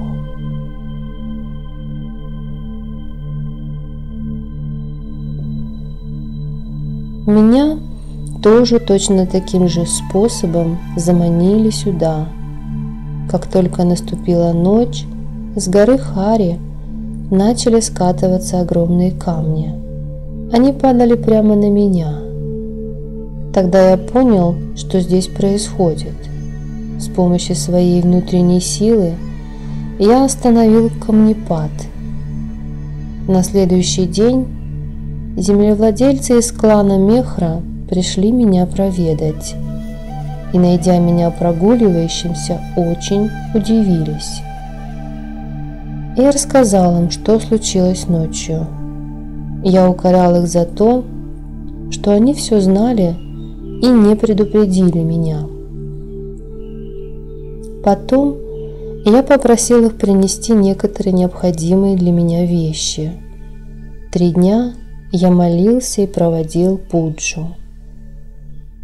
Постепенно я прогнал всех духов, которые сбрасывали на людей камни. Потом я закопал их в землю именно на том месте, где сейчас растет это дерево. 13 лет, и я предавался здесь духовным практикам. Очистил это озеро, а на том холме основал небольшой ашрам. Там было изваяние богини, которое стало широко известным. Клан Мехра близлежащие земли отдал храму, а остальные заселил. Потом сюда стало приезжать много англичан, перед которыми землевладельцы лебезили и заискивали. В этом озере очень много изваяний, но я не хотел, чтобы их доставали, потому что любое найденное произведение искусства англичане сразу же начинали считать своей ценностью. Через 13 лет я достиг состояния самадхи, еще пребывая в этом физическом теле. Люди увидели это и накрыли мое тело. Но как только спустилась ночь, я вселился в тело Ракху из деревни Мехра и отправился к собственному телу.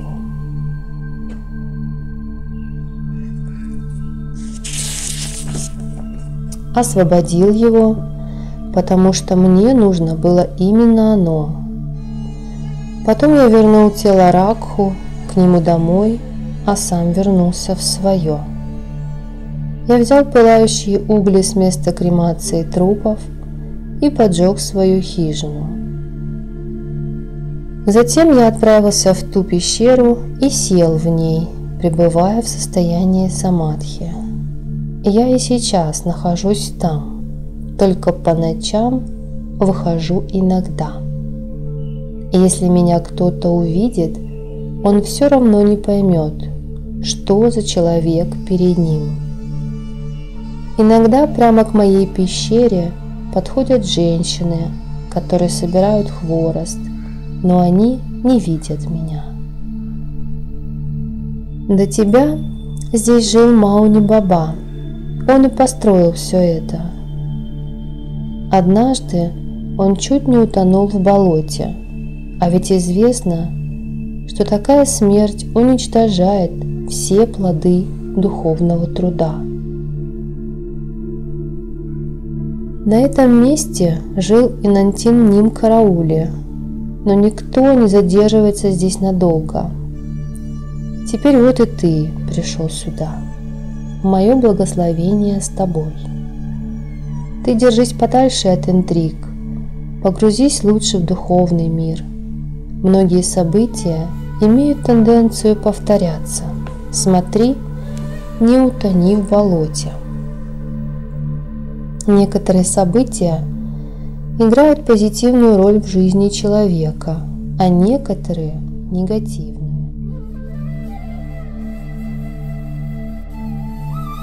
Будущее зависит от прошлого.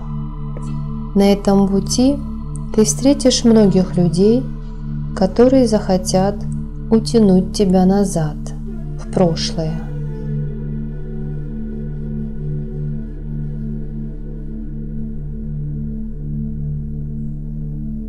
Они будут перелистывать страницы прошлого, заставить тебя перенестись в мир воспоминаний. Кто-то проявит к тебе сострадание, кто-то осыплет цветами любви, кто-то откроет навстречу тебе свои объятия, но тебя там не будет. Ты должен убить себя, чтобы снова родиться. Ты должен уничтожить свою прошлую карму и не создавать новой. Именно тогда эта земля может что-то дать тебе. С этой землей связано твое прошлое. Ты связан со многими людьми, которые здесь живут. Эта земля, Кумаон, может все у тебя забрать или наоборот, все дать тебе. Теперь я ухожу. Мать будет защищать тебя и укажет путь. И если я буду тебе нужен, приходи в пещеру Хирап.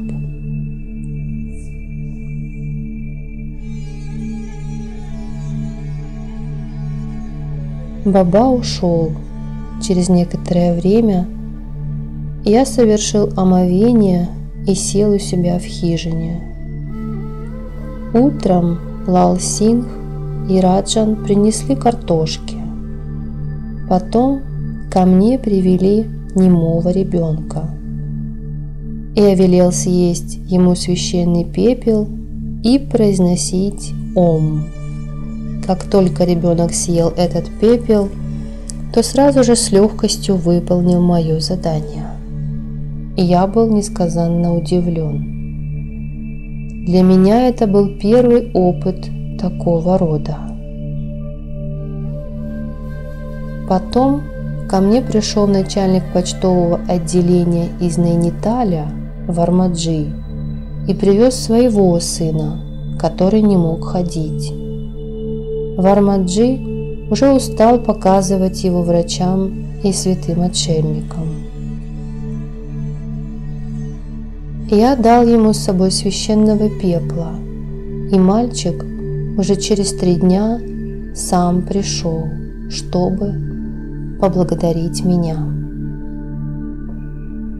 Новости об этих чудесных исцелениях быстро распространились и наделали много шума. Каждый день ко мне стали приходить сотни людей со своими проблемами. Некоторые распространяли слухи о том, что я шпион. Другие стали говорить, что я вор и обманщик. Слухи распространялись, как лесной пожар. Обо мне говорили в закусочных, на перекрестках, в лавочках, школах и колледжах. Люди приходили ко мне и возвращались разочарованными, потому что теперь я весь день проводил на горе Хирап или на горе Каркотак и возвращался поздно ночью. Иногда я и ночью отсутствовал. Некоторые люди караулили меня сутками. Я начал учить Харендру Синха йоге и пообещал, что он достигнет успеха за пару недель. Он действительно с большим усердием приступил к занятиям и достиг больших успехов, но не смог выдержать все 14 дней.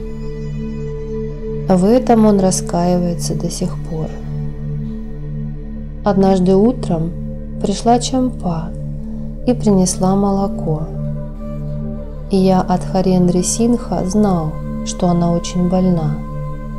Я дал ей мантру, написанную на бумаге, и велел хранить ее как зеницу ока, потому что если она потеряется, то Чампа снова заболеет. Чампа выздоровела в тот же день, но по прошествию некоторого времени эту бумагу украли, и девушка вновь заболела. Напоминаю, что Чампа была моей сестрой в прошлом рождении.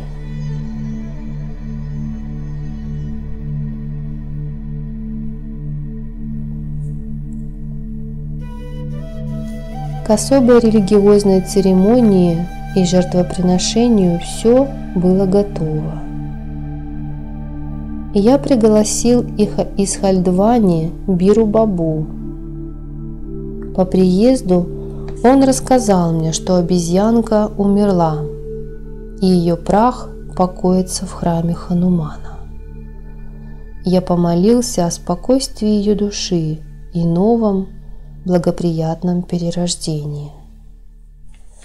В тот же день приехал Киртанвали Баба и стал просить научить его йоге. Он остался со мной. я пригласил на религиозную церемонию известных святых отшельников, которые жили рядом, и ученых-брахманов. Дни шли, но в глубине души я был недоволен. Ведь Великая Мать до сих пор не давала о себе знать. Без ее повеления я ничего не мог сделать. По ночам я входил в состояние самадхи, переходил в тонкий мир, надеясь встретить мать, но мне не удавалось. Однако надежда не покидала меня. Наступила ночь перед новолунием. Стояла кромешная тьма. Какие-то люди ждали меня около хижины. Однако они в нетерпении заглядывали в нее. Я все это видел и смеялся над их любопытством. Им было интересно узнать, куда я хожу по ночам. Через некоторое время я вышел из хижины, осмотрелся. Эти люди спрятались за кустами. Я отправился в путь, а они следовали за мной на некотором расстоянии. И я узнал эти тени. Это был Харендра Сингх Сатвал и Випин. Я сначала посидел у Сиддх-Бабы, потом направился на берег канала. Эти люди постоянно прятались в кустах рядом со мной. Мое физическое тело иногда исчезало и появлялось в новом месте. Эти люди недоумевали, куда же я подевался. Когда я пришел в пещеру к Гарибдасу Бабе, он засмеялся. «Зачем ты занимаешься такой ерундой? Пусть люди думают так, как им нравится, а ты иди по собственному пути. Сегодня ты их здорово удивил. Наверное, они ищут тебя повсюду». Это закон нашего общества. И если какого-то человека оно возводит на пьедестал, то именно на него смотрят с особенным подозрением. Перед всеми проводит ритуал почитания, ритуал арати, а за глаза осуждает. Ведь человек всегда был и останется эгоистом. Ты не должен обращать на все это внимание. Близится день религиозной церемонии. Все было хорошо приготовлено, но до сих пор ты не смог поговорить с матерью. Однажды это обязательно произойдет. Но тебе не следует тратить свое время на то, чтобы достичь уважения в обществе. Как сложно достичь успеха в духовном труде и как легко этого успеха лишиться. Будь сдержанным, не погружайся слишком сильно в общественные дела. Капил, сынок, как прекрасно дарить жизнь и помогать людям, но ведь не за счет собственного спасения.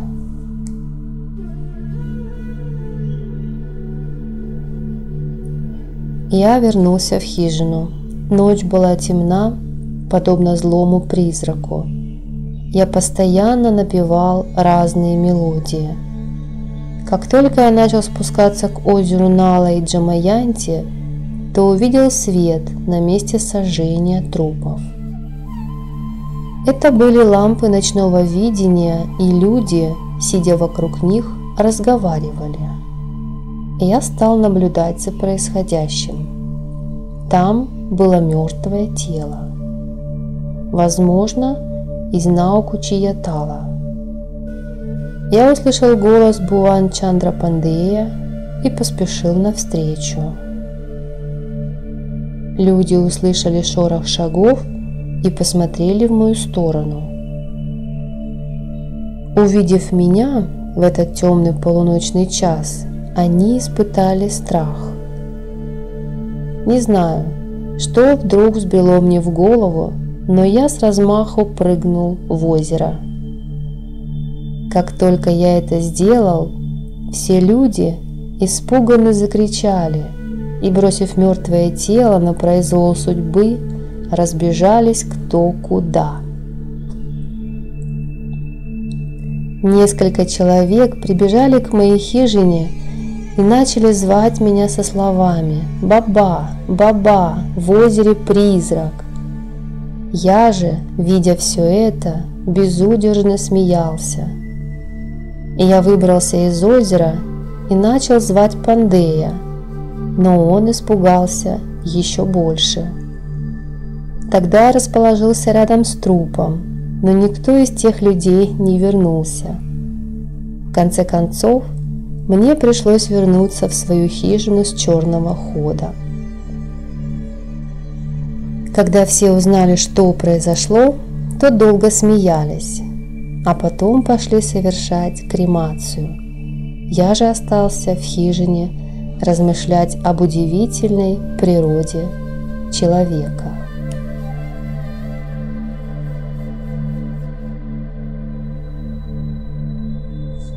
Глава 10. Минакши. Это была Менка, возлюбленная Вишвамитры. Это была Урваши, возлюбленная Агастьи. Но я буду называть ее не Менка, а Минакши, хотя она для меня и Менка, и Урваши. Когда за 2 дня до проведения религиозной церемонии я возвращался после омовения, то меня привлек мелодичный звон ножных браслетов. Я удивленно произнес «Мать!» и бросился ей в ноги. Она подняла меня. Она была вся украшена украшениями и удивительным образом разукрашена. На ней все сияло от блеска драгоценностей. Ножные браслеты и сама ее поза говорили о большом опыте в танце. Это была та несравненная девушка из Каличаура. Она всего меня ощупала. Положив руку на лоб, спросила: «Ты долго ждал меня? Но это нехорошо. Почему ты привязываешься ко мне все больше и больше? Ведь привязанность – это плохо, будь то привязанность к какой-то вещи, к божеству или к освобождению. Необходимо быть свободным на своем пути. Именно поэтому я так задержалась. Я хочу, чтобы ты понял, я не цель, не предел твоих духовных исканий. Твоя цель впереди, и я лишь указываю тебе правильный путь. Я пытаюсь уничтожить твою прошлую карму, а ты привязываешься ко мне все больше и больше. И теперь перед тобой возникло так много проблем, и я одна из них. Капил, ты приверженный Адвайты. Зачем ты снова увязаешь в двойственности? Ты должен разорвать эту привязанность, Капил. Посмотри на меня, на мое тело, на мою одежду, на мое выражение лица. Как я тебе нравлюсь? Я посмотрел на нее. Она казалась совершенно реальной девушкой, одетая в шальвар-камис с короткой стрижкой, в глазах любовь.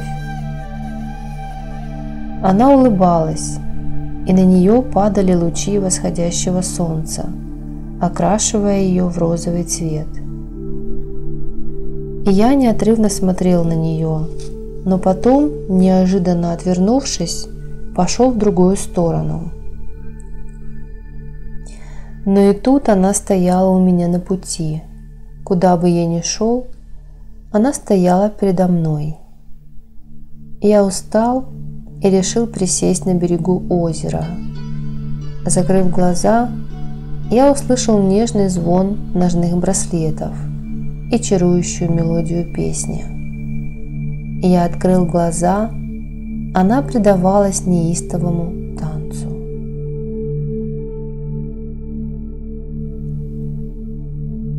Тогда я ударил ее по щеке. «Глупая женщина, ты все время думаешь только об удовлетворении собственных желаний. Я брошу тебя на берегу моря искалеченную, беспомощную, где твоя гордыня доконает тебя». Я продолжал ударять ее по лицу, но глаз не открывал. Она звонко рассмеялась. «Ты хотя бы глаза открой. Смотри, след от твоей ладони отпечатался у меня на щеке». Это был голос матери. Услышав его, я открыл глаза. Она стояла передо мной, поглаживая правую щеку и смеясь своим божественным смехом. Уходя, она сказала: «Теперь ты увидишь образ Минакши, женщину в ее озорном, игривом состоянии. Она своими действиями попытается утянуть тебя в бездонное море любви. В разных обличиях она будет вставать на твоем пути. В каждом ее действии будет молчаливое приглашение к любви, к погибели. Капил, ты должен держаться от нее подальше. Ты должен все время находиться по ту сторону черты, где нет ни жизни, ни смерти. И всегда иди вперед. Не останавливайся. Ты попытался дать ей пощечину, намекнув на свою победу. Но женщина остается женщиной. Это воплощенная майя. Женщина обладает огромной силой. Даже боги подвластны силе этого очарования. Женщина везде. Без женщины этот мир был бы похож на безлюдную пустыню. Но тебе надо порвать эти сети майи и вырваться на свободу.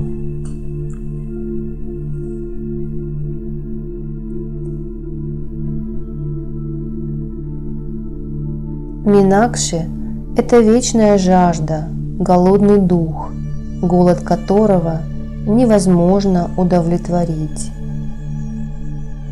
Многие великие люди прошлого не смогли противостоять ее очарованию. Оступился и Парашар, и Агастья, и Вишвамитра. Настолько увлекся Менкой, что полностью растворился в ней. Минакши – это Менка. Двайта основана на Адвайте, но Адвайта существует сама по себе. Она ушла, но я продолжал размышлять о том, что она мне сказала. Пришел Харендра Сингх и нарушил ход моих мыслей.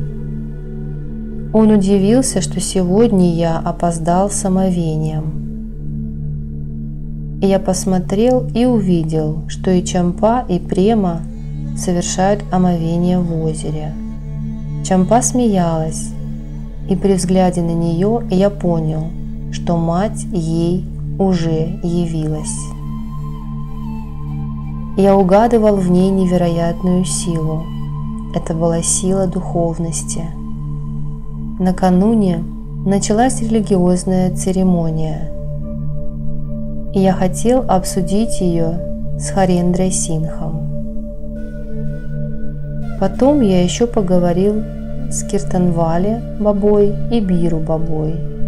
Затем отправился в пещеру, которую обнаружил под прикрытием кустарников. В этой пещере я каждый день проводил по несколько часов. Отсюда я мог наблюдать за жизнью других святых отшельников. Кроме того, с этого места открывался великолепный вид на озеро. Внизу располагалась деревня Нисола, где жили Лалсингх-Бишт, Нандан-Сингх и Хира-Сингх.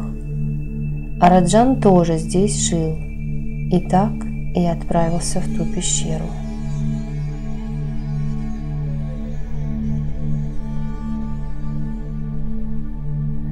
Я очень старался войти в медитативное состояние, но предо мной постоянно возникало одно и то же женское лицо.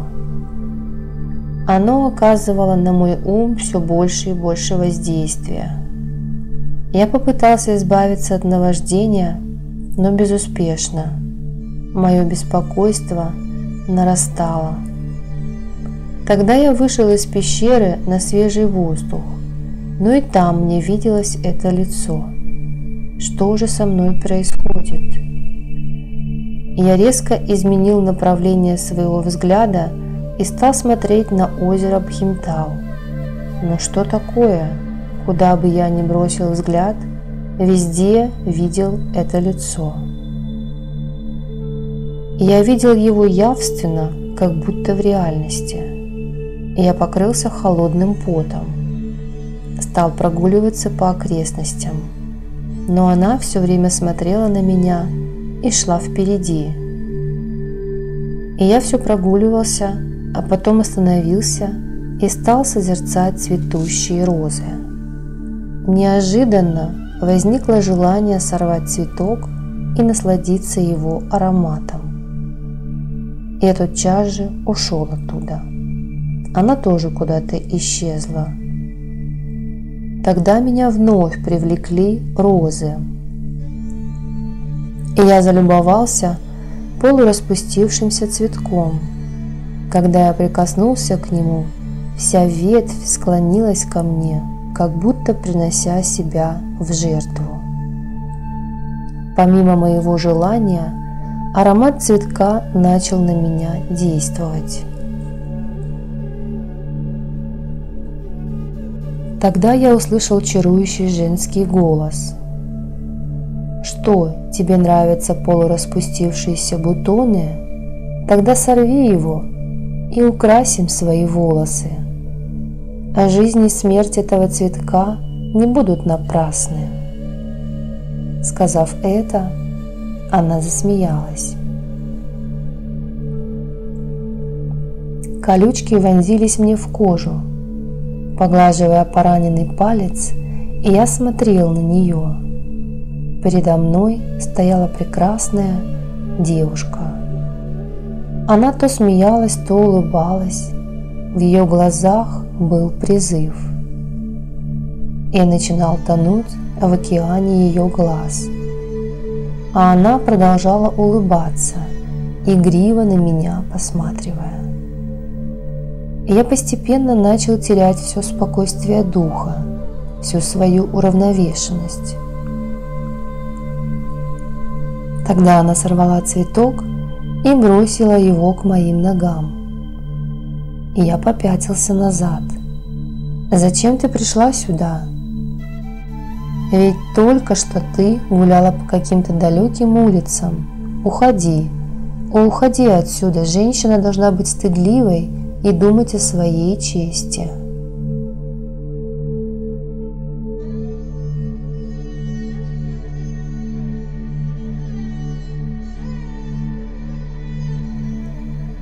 Она не обратила внимания на мои слова, села рядом. «Ведь вы же йог, наносите на тело священный пепел. К вам приходят и мужчины, и женщины. Ведь для йогов не существует разделения между душами. Ведь душа не имеет ни мужского, ни женского рода. Почему же вы так боитесь меня? Потому что я женщина, молодая девушка? Зачем же, о достопочтимый йог, вы смотрите на меня, как на женщину? Смотрите на вечную душу, которая заключена внутри меня. И есть ли какая-то разница между вами и мной? Все души равны. Будучи таким продвинутым йогом, вы боитесь меня. Вы боитесь не меня, а людей. и я ничего не знаю о людях, об обществе. Так она и беседовала со мной нежным голосом, обращаясь к самым сокровенным уголкам моей души. Но я был в противоречивых чувствах. Свет и тьма боролись внутри меня, ведь тьма не существует без света, и наоборот. А если не думать о свете, то все вокруг погрузится во тьму. О чем вы задумались? Слышала, что вы можете предсказывать судьбу? Я тоже хочу узнать. Посмотрите на мою руку. С этими словами она протянула мне свою руку. Я посмотрел на ее лицо и сказал: «Минакши, перестань меня преследовать». Она удивленно отдернула руку. «О, да вы знаете мое имя? Это вы по моей руке узнали? А ведь там мое имя не написано. Ну и скажите мне, великий йог, куда мне теперь идти?» Она совсем не собиралась уходить оттуда. Пришлось мне самому уйти. Она осталась сидеть, обрывать лепестки у роз. Я сходил в деревню Нисола, повидался с Лалсинхом, поел с ним простокваши.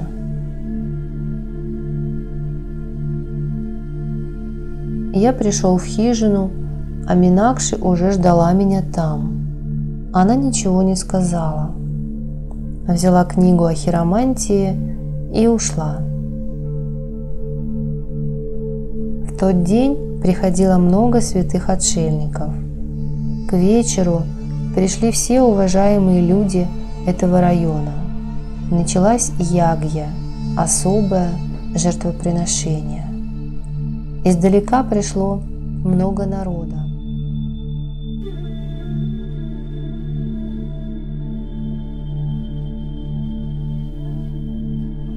Минакши смешалась с толпой женщин и делала все, что хотела. Она приходила ко мне в хижину, садилась спиной к стене, вытягивала ноги, не выполняла никаких правил и требований общества. Она лишь иногда боялась моего гнева. Она постоянно смотрела мне в глаза и задавала каверзные вопросы, смущая меня своей сообразительностью. В то время на службе в храме находились сотни женщин. Они сидели с одной стороны храма, мужчины с другой.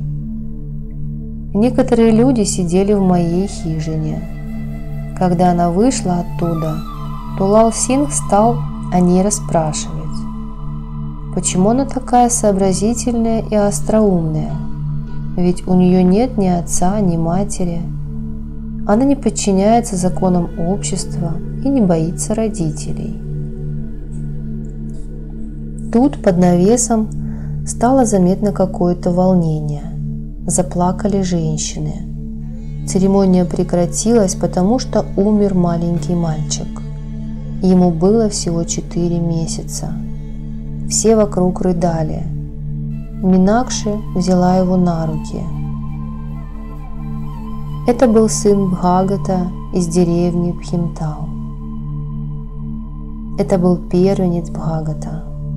Он тоже стоял неподалеку и рыдал вместе с женой. Минакши положила ребенка рядом с моей жаровней.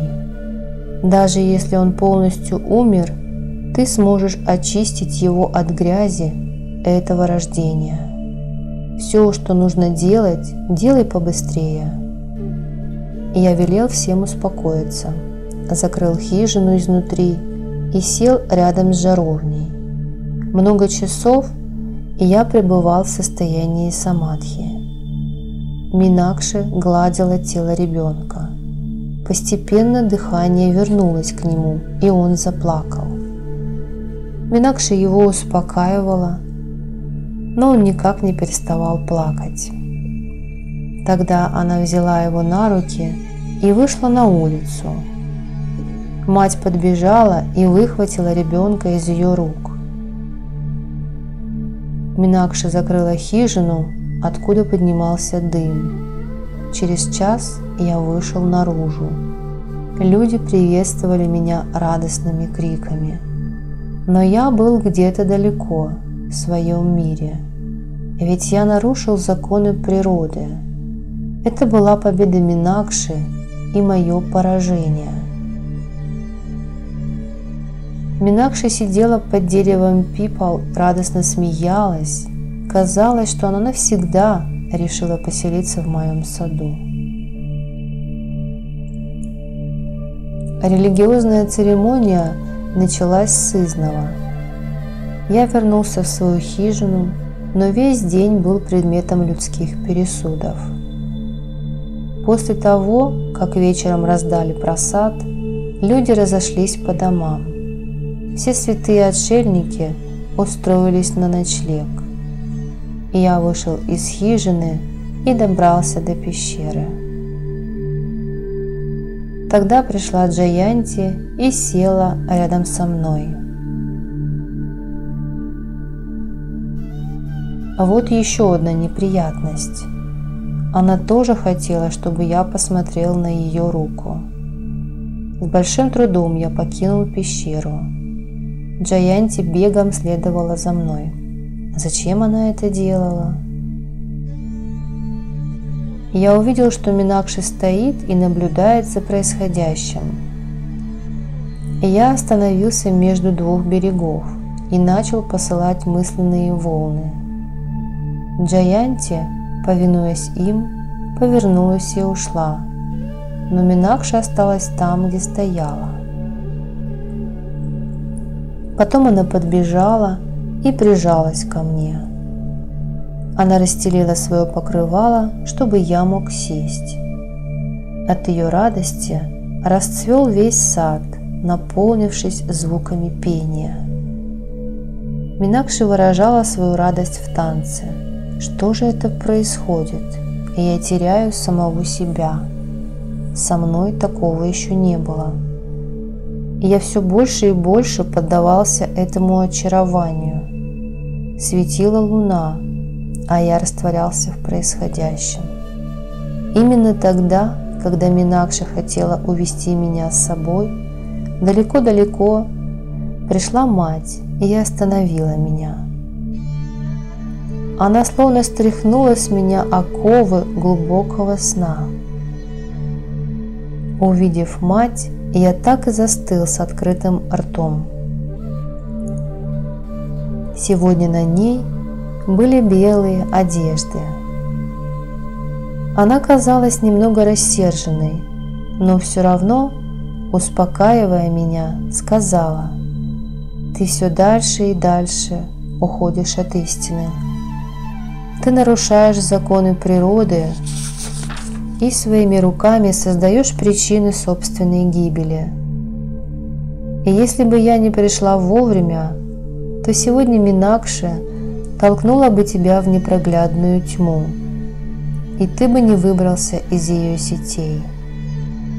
На некоторое время тебе нужно покинуть эти места. Она сейчас сгорает от желания отомстить тебе и в любой момент может тебя спалить в этом огне. Женщина – это и вдохновение, и проклятие. Она и та, кто дарует жизнь, она и та, кто убивает. Женщина – это не твоя слабость и не причина страха. Но ты можешь для женщины стать идеалом, можешь стать источником вдохновения. Держи Минакши в руках, и тогда твой путь всегда будет простым и ясным.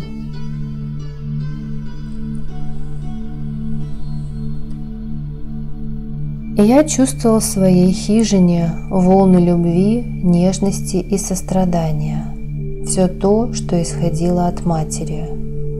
И я, успокоенный, сел молиться.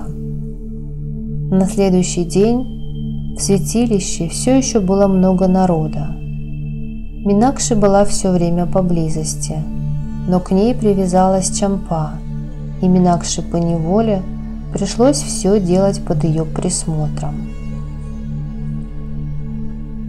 Мне пришлось усиленно испускать ментальные волны. От толпы матерей и сестер исходила любовь и нежность. В тот день религиозная церемония проходила без излишней помпезности. Тогда пришли Балак-баба и Вейдх-баба. Со стороны Каркотака пришел Рамдас-джи вместе с Гарабдасом. Я был очень рад поддержке этих великих людей. Даже ночью в святилище было шумно. Со следующего дня Минакши перестала меня навещать. Неизвестно, в каком безымянном мире она растворилась.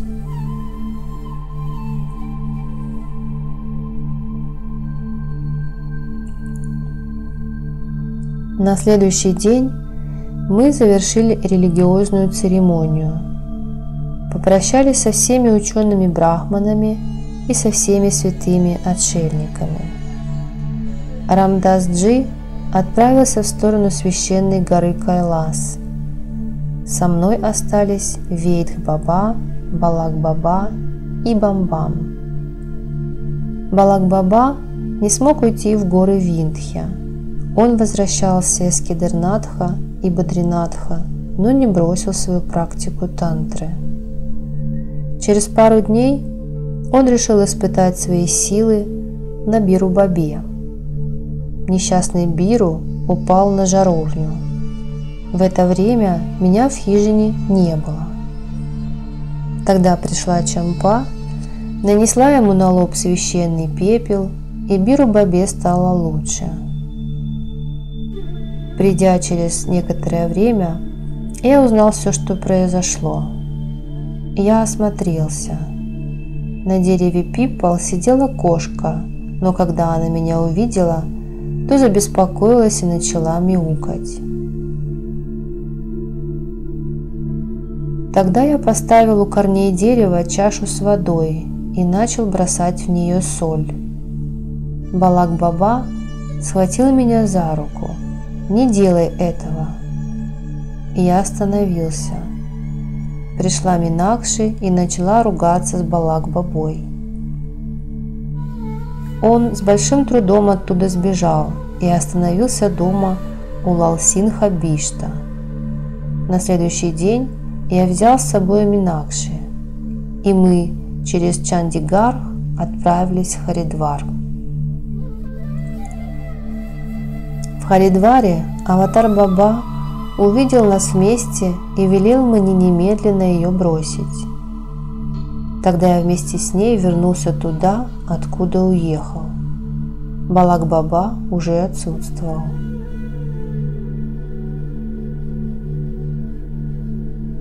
И я пришел к храму у озера Наукучия. Благодаря неустанным усилиям Хариша и Чандрашекхара Тумки здесь тоже была организована ягья. Она была в этот раз особенно впечатляющей, потому что организаторам в их трудах помогали солдаты 883-го батальона. Им помогли также Харбхаджан Сингх, главный менеджер, и капитан Пандей. Женщины выполнили свою часть работы под руководством Индиры и Гобинди.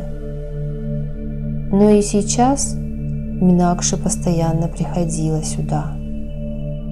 Когда закончились все религиозные церемонии, я перебрался на озеро Нала и Дамаянти.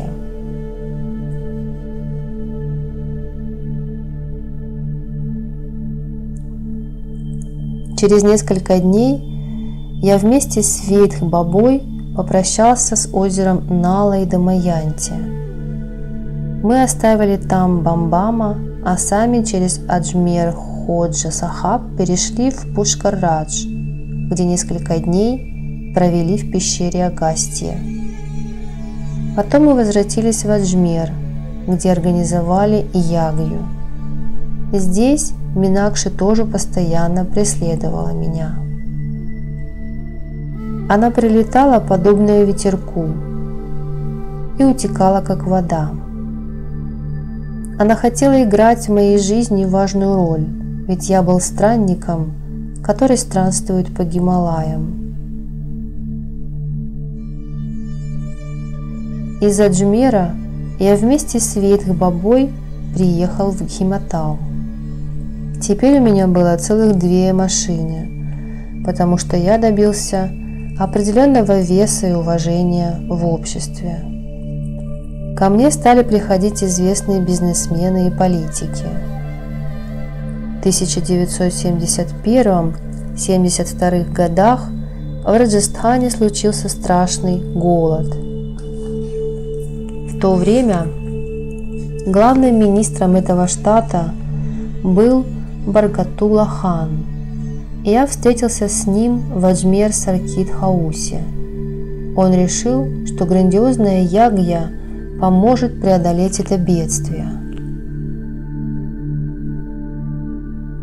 В то время я встречался с влиятельными людьми страны, например, с братьями Даграмал, с Бхагиратхи Кануария. И я беседовал с уважаемым Гханшьямом Дасом в его доме в Васант-Вихаре, познакомился с бывшим министром образования штата Раджастхан Шивчараном Мадхуром и с Парашурамом Ядураной. Побывал в гостях и у главного министра. Мне в проведении религиозной церемонии помогал и Раджбадурах-джи.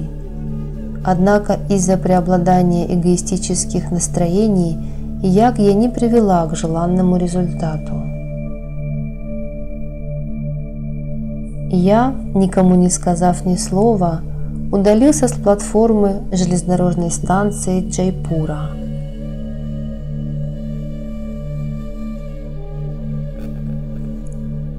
Вернувшись в Гималаи, я погрузился в мысли о возвышенном. Минакши снова попыталась очаровать меня, но Чампа сказала: «Брат, ты поступаешь неправильно.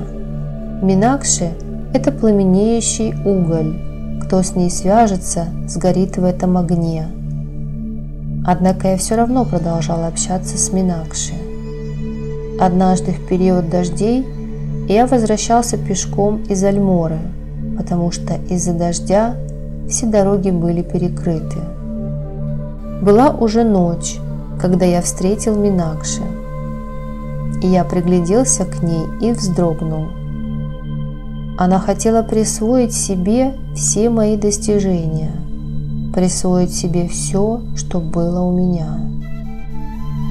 До этого момента она была источником моего вдохновения, а сейчас хотела стать моим проклятием.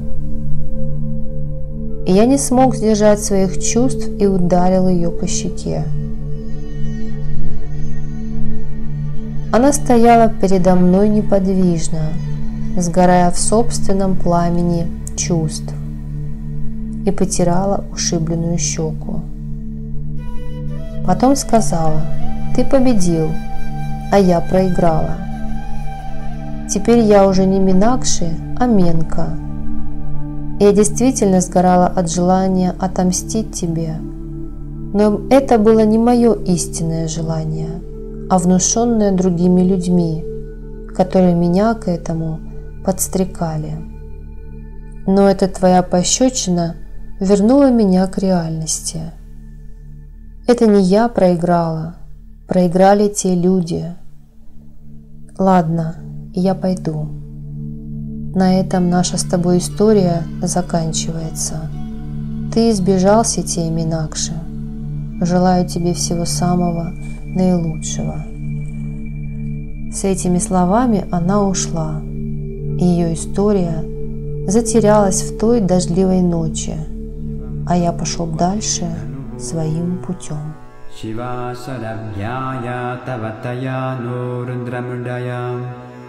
ज्ञाते रुद्रशिवा तनुरघोरा पापकाशिनी तया नस्तनुवा शन्तमया गिरिशन्ता विचाकशीः यामिषुं गिरिशन्ता हस्ते बिभर्ष्यस्तवे शिवां गिरित्रतां कुरु माहि गुंसि पुरुषं जगत् शिवेन वचसा त्वा